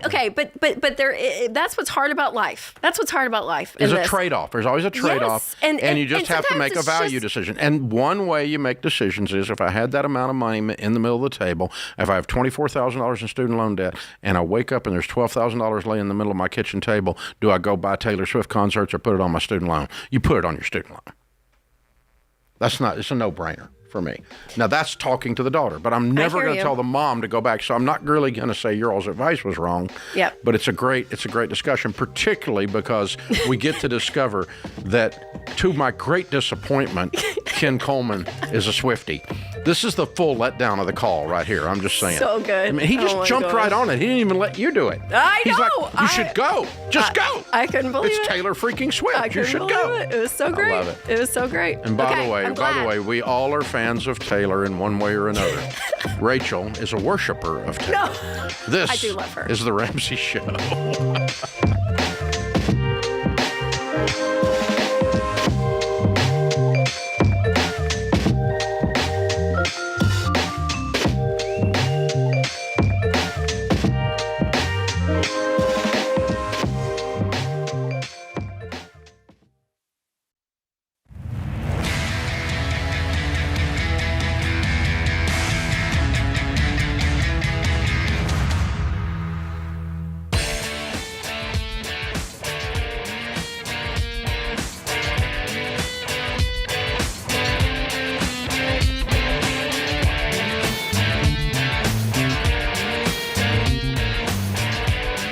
Buying a home, selling a home in this market, if you do it wrong, it could be a curse and not a blessing. And real estate's not always a blessing. It's only a blessing if you do it right and you do it in the right way within your own finances. We'll help you do that. And one of the things we've learned to do is to identify high-octane, high-protein, get-her-done real estate agents. Now, this is not your Uncle Charlie who got his license 3 weeks ago and hadn't sold a house yet and wants to sell your largest asset. No, you don't use Uncle Charlie, not if you're smart. You just say, Uncle Charlie, I love you, but you're not my real estate agent. No. Mm-mm. Or your little friend down at church who's never done anything and got, no. You get someone that knows what they're doing and has done a lot of transactions to help you with your deal. And then you'll get your deal done and you'll do it right. We call them Ramsey Trusted because we have vetted them and they are trusted by us. So if you want to find the Ramsey Trusted real estate agent for free, that'll help you buy or sell the way Ramsey teaches, and that are professionals and that are high producing agents, just go to RamseySolutions.com/agent. Catherine's in Salt Lake City. Hi, Catherine. How are you? Hi, Dave and Rachel. Thanks for taking my call. I'm excited to talk to you. You too. What's up? Okay. My question is, should we... Well, I hope this isn't my inner child coming out, and maybe you'll have to talk some sense into me, but my husband and I would like to buy a vacation home. And I'm wondering, in order to do that without debt, we would need to sacrifice part of our retirement for this. Okay. So I wanted to get a take. Okay. It would depend on the ratio. Okay, because whatever we put into the toy is going to stop producing income, and what we have left has to produce enough income to make us all smile. So what's the size of your nest egg? Total, our net worth is $3.6 million. Good. Okay. And how expensive a toy are we buying? Probably $400,000 to $500,000. I would buy it. So you would sell an income-producing yes piece of real estate and buy it. Or an income-producing mutual fund and buy it. And by the way, I have. Okay. I have a nice lake house. Really nice lake house. And it's one of my favorite. It's one of my favorite places on the planet. And not only that, I'll go back further. We bought that house for $104,000 in 2000, the lake house. The kids grew up skiing off of the dock we put on at that time. And later on, we bought the little house next door, which was the same size, picked them up and moved them and gave them to the local sheriff's department for rehab houses, and built a big house across where those two used to sit. And that's where we are now. We've been in that house since 2012. So we upgraded. So I've done it twice. The $105,000 felt like it was a lot more than the big house did, but it was a bigger percentage ratio-wise. Your ratios are fine. I'm curious, Catherine, the 3.6, I'm just curious, what are they in? Is it, because you mentioned selling an income producing, all real estate, or is it some mutual funds? 2.2 is investment real estate. And then our home is about 530, and then 401ks, IRAs is 770, and about 160 in the bank. How old are you? We're 54. Okay. All right. So the only way to get at the money is sell one of the pieces of real estate, because otherwise you'd be penalized on the 401k money. Yeah, that makes sense. Exactly. Mm-hmm. Yeah. Yep. Yeah. I would Or do we it. could- I would. Where's the property? Just curious. It's in St. George, Utah. Okay, so it's a mountain property? No, it's the Red Rock kind of deserty. Oh, yeah. Got it. Oh, okay. Beautiful. Okay, Yeah. that's fun. That's cool. Yeah. Because, I mean, yeah. But I'm looking at ratios, all right? So if you call me up and you told me you had a net worth of $1.5 million and your house was $500 and you wanted to put $400 into a toy, I would say no. Because it would leave you with only 1/3 of your whole net worth working for you. The rest of it's sitting. Your house and your toys are sitting. That make sense? Yeah. That's why I answered it by ratios. And so it's a small enough percentage of your world that it won't burn your world down. Okay. Well, And, my husband will be. Yeah, you've done a very, very good job. Did you inherit a bunch of money? How'd you end up with 3.6 at 54? No. We bought the Total Money Makeover probably 15 years ago, highly in debt, and we worked our way through it. And so we came actually a year and a half ago and did our debt-free scream, and we never will go back. So you're baby steps millionaires. Way to go! What do you guys do for a living, Catherine? I'm just curious. We both work at a university. Yep. Okay. That's great. Good for you. Well done. Yeah, excellent. You're heroes. So again, it's the ratios. That's what we're looking at. And another way of looking at that, folks, for Catherine is if you're going to buy a toy, if you're going to consume the money, okay, which is what you're doing when you buy a vacation property, because it does not create income. Unless you rent it. And if you have to rent it out, you probably shouldn't do it, because it's going to drive you nuts. If you want to own rental property, own rental property. If you want to own a beach house or a mountain house, buy it, okay? But this idea, I have to rent it to justify it, means you're probably too broke to buy it. So anyway, the rule I use on stuff like that, if I'm going to buy a car or I'm going to buy a toy, a property or something like that that's not going to create money, is if I put that amount of money in the middle of the fire pit and burned it, does it destroy my life? In other words, if we took $400K of your 3.6 and burned it, your life doesn't even change, other than the tears. Right? Yeah. And that's the way I'm looking at it. I mean, your life does not change. I mean, it does not substantially change. You're 54, you have 3.6, which means when you're 74, you're going to probably have $20 to $25 million net worth. And that's not going to change dramatically by this one purchase. And this purchase will go up in value. It just won't create income while it's going up in value. The lake house has gone up dramatically. It's crazy how much money I've made on that. And, and you just add Dave Ramsey rumors to it, it even gets better. So, or worse. Yeah. I don't know. Depending on well, I mean, it's just people just make up I'm stuff. kidding, I mean, my neighbor kidding. told me the other day he heard I sold it for $22 million. And I said I would, because it's not worth anywhere near that. Sold. So, but it's the rumors going around, So anyway, That's funny. Hey, Catherine, do it. You're in good shape. Great job. Buy the Taylor Swift tickets. Do it. Dave's in a giving mood. It's just Unbelievable. I'm just being so kind today. Oh my gosh. Everybody do whatever you want. But is there an element though that you run numbers? I mean, because you didn't here in this scenario, but to say, okay, by the time you're 62, you're going to be in retirement age. You want to be able to have X amount coming in, like that 4 to 5%. You know what I mean? Like, do you get granular with it though? Like was a little flippant. You could, but the ratios will take care of that for you. So in this case, she said they had 780,000 or whatever, 800,000 in their 401ks. Okay, if that's in good mutual funds, it's going to double every 7 years. She's 54, so at 61, that'll be 1.5. At 68, that alone will be $3 million. Just her 401k money. Yeah. Not count, and the bulk of theirs is not in their 401k. Bulk of theirs is in real estate. Right. And the real estate's going to continue to go up too and create income. So you just run those numbers out, and that's how I can get to 25 million pretty quick with them, or 20 million. And they're also savers. They're going to continue to save. And I'm guessing also that they have a pretty substantial income to create that in 13 years. Right. Right.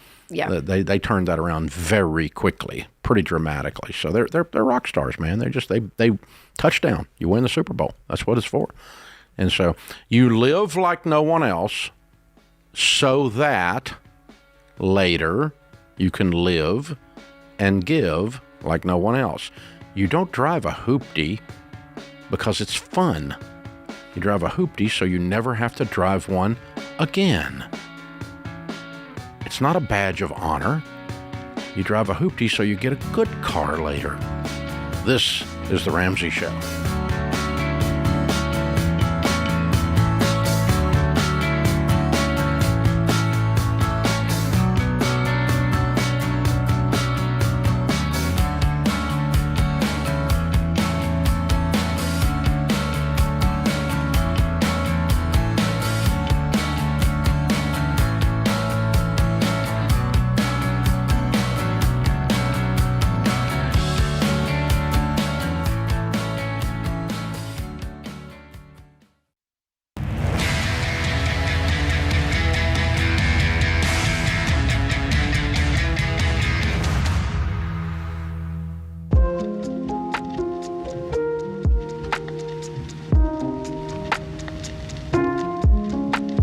Our scripture of the day, Ecclesiastes 10:10. If the axe is dull and its edge unsharpened, more strength is needed, but skill will bring success. Tom Brady said, to be successful at anything, the truth is you don't have to be special. You just have to be what most people aren't. Consistent, determined, and willing to work for it.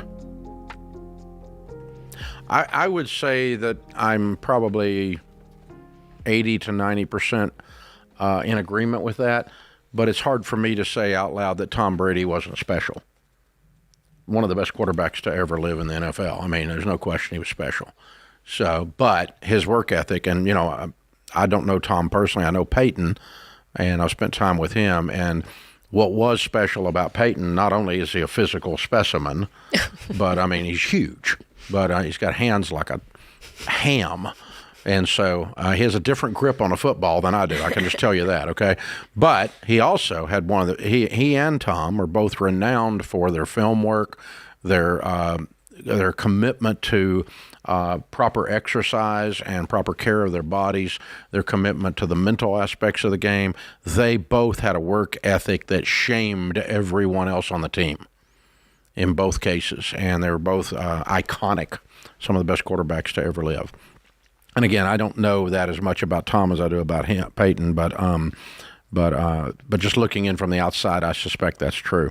Malcolm Gladwell said it in the book Outliers. He said you need to spend 10,000 hours of excellent practice, meaning getting better each time you do the repetition, not just doing it over and over wrong, but 10,000 hours at something, and have a little bit of a gift at it to get to be Tiger Woods, to get to be Brad Paisley at a guitar, to get to be Peyton Manning or Tom Brady with a football. You have to spend 10,000 hours to get to world class. Yeah, because I think the argument would be you could spend 10,000 hours and never be that because you're not Tom Brady. I could spend 10,000 hours and never be that in right, the NFL. Right. But then I would also say that there's athletic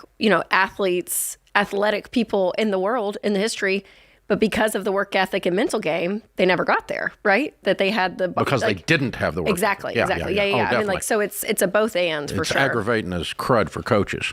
Somebody who's got the talent and won't apply themselves drives you nuts. So, but you have to spend, and our situation is not any different. I've got way more than 10,000 hours on this microphone. Mm-hmm. You're probably approaching 10,000 hours on the microphone and on stages and so forth at this stage. And again, major nationally known brands.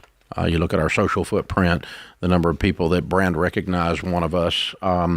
If you were to do a survey on branding and so forth, we know what our numbers are. But I've done this for 30 years. So in this space, which is a fairly little tiny space, but that's where I've applied myself, and that's where this comes out. So it's interesting. It's an interesting discussion. There's this combination between talent and sweat, and I think there are people that you could put them in front of a microphone for 15 years and they still would suck.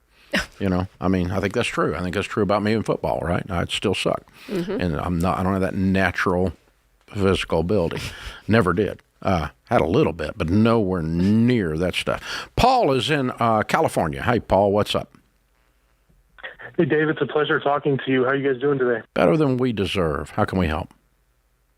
So, first of all, I just want to say I took care of my mom for about 7 years, and I used to listen to your show every day when we were going through chemo and all this stuff, and we had a ton of debt at the time, and your show seriously got me through it just because I could see a light at the end of the tunnel of what to do in the future, and so I just want to say thank you genuinely.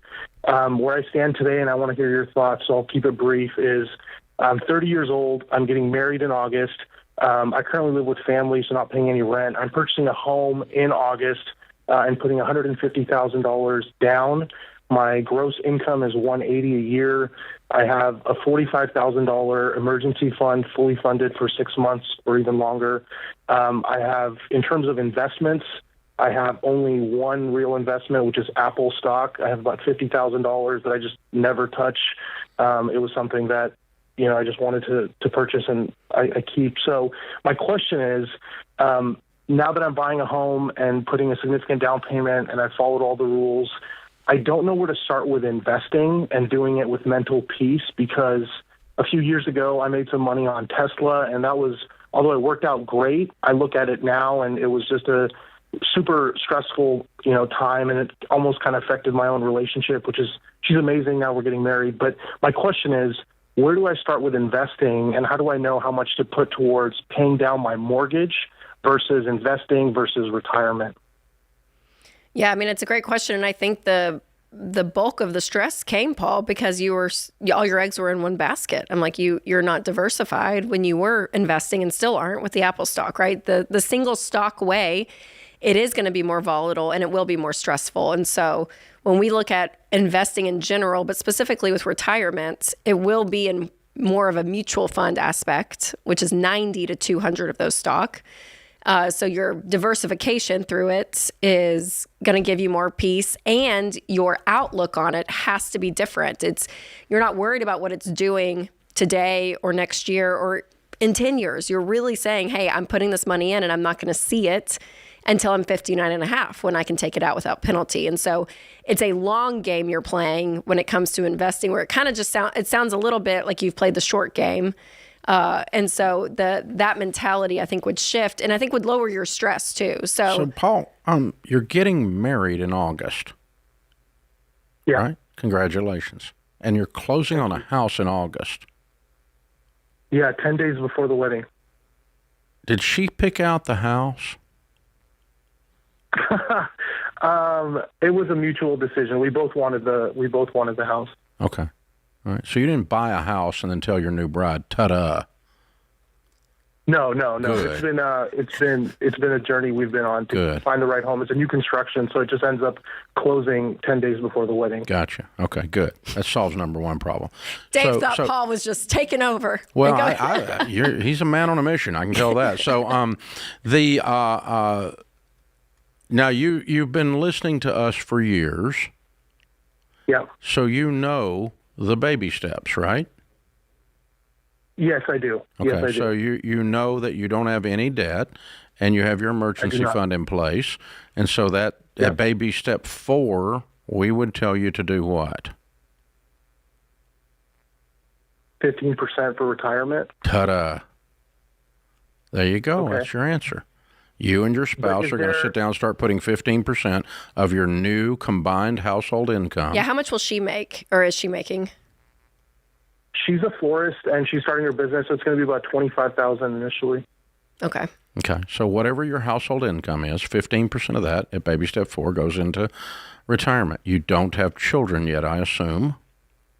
No. Then baby step 5 is moot, and anything above 15% going into retirement, you either consume it, you give it, or you put it on the house.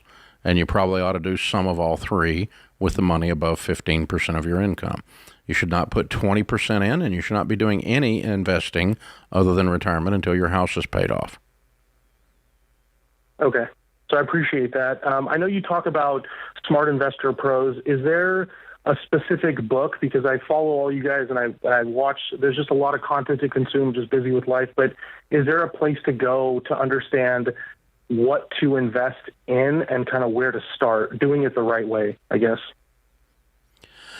Yeah, it's pretty basic. I mean, again, if you've listened to us this much, you've heard me talk about the 4 types of mutual funds: growth and income, aggressive growth, and international. And I pick mutual funds that hopefully have a 10-year or longer track record inside your 401k. We're looking for Roth. We're looking for match first, Roth second, traditional third in good mutual funds, long track record, and that's how I do it. It's really not much more than that to it. I'll send you a copy of the Baby Steps Millionaires book, which has a lot about investing in it, because it shows you what the millionaires have done. And it'll help you in your, because you're going to be one pretty quick at the rate you're going. And well done, Paul. Yeah. I mean, even with your mom's taking care of your mom, and you've been stand-up guy across the board. Yeah, well done. That puts this hour of the Ramsey Show in the books. We'll be back with you before you know it. In the meantime, remember, there's ultimately only one way to financial peace, and that's to walk daily with the Prince of Peace, Christ Jesus.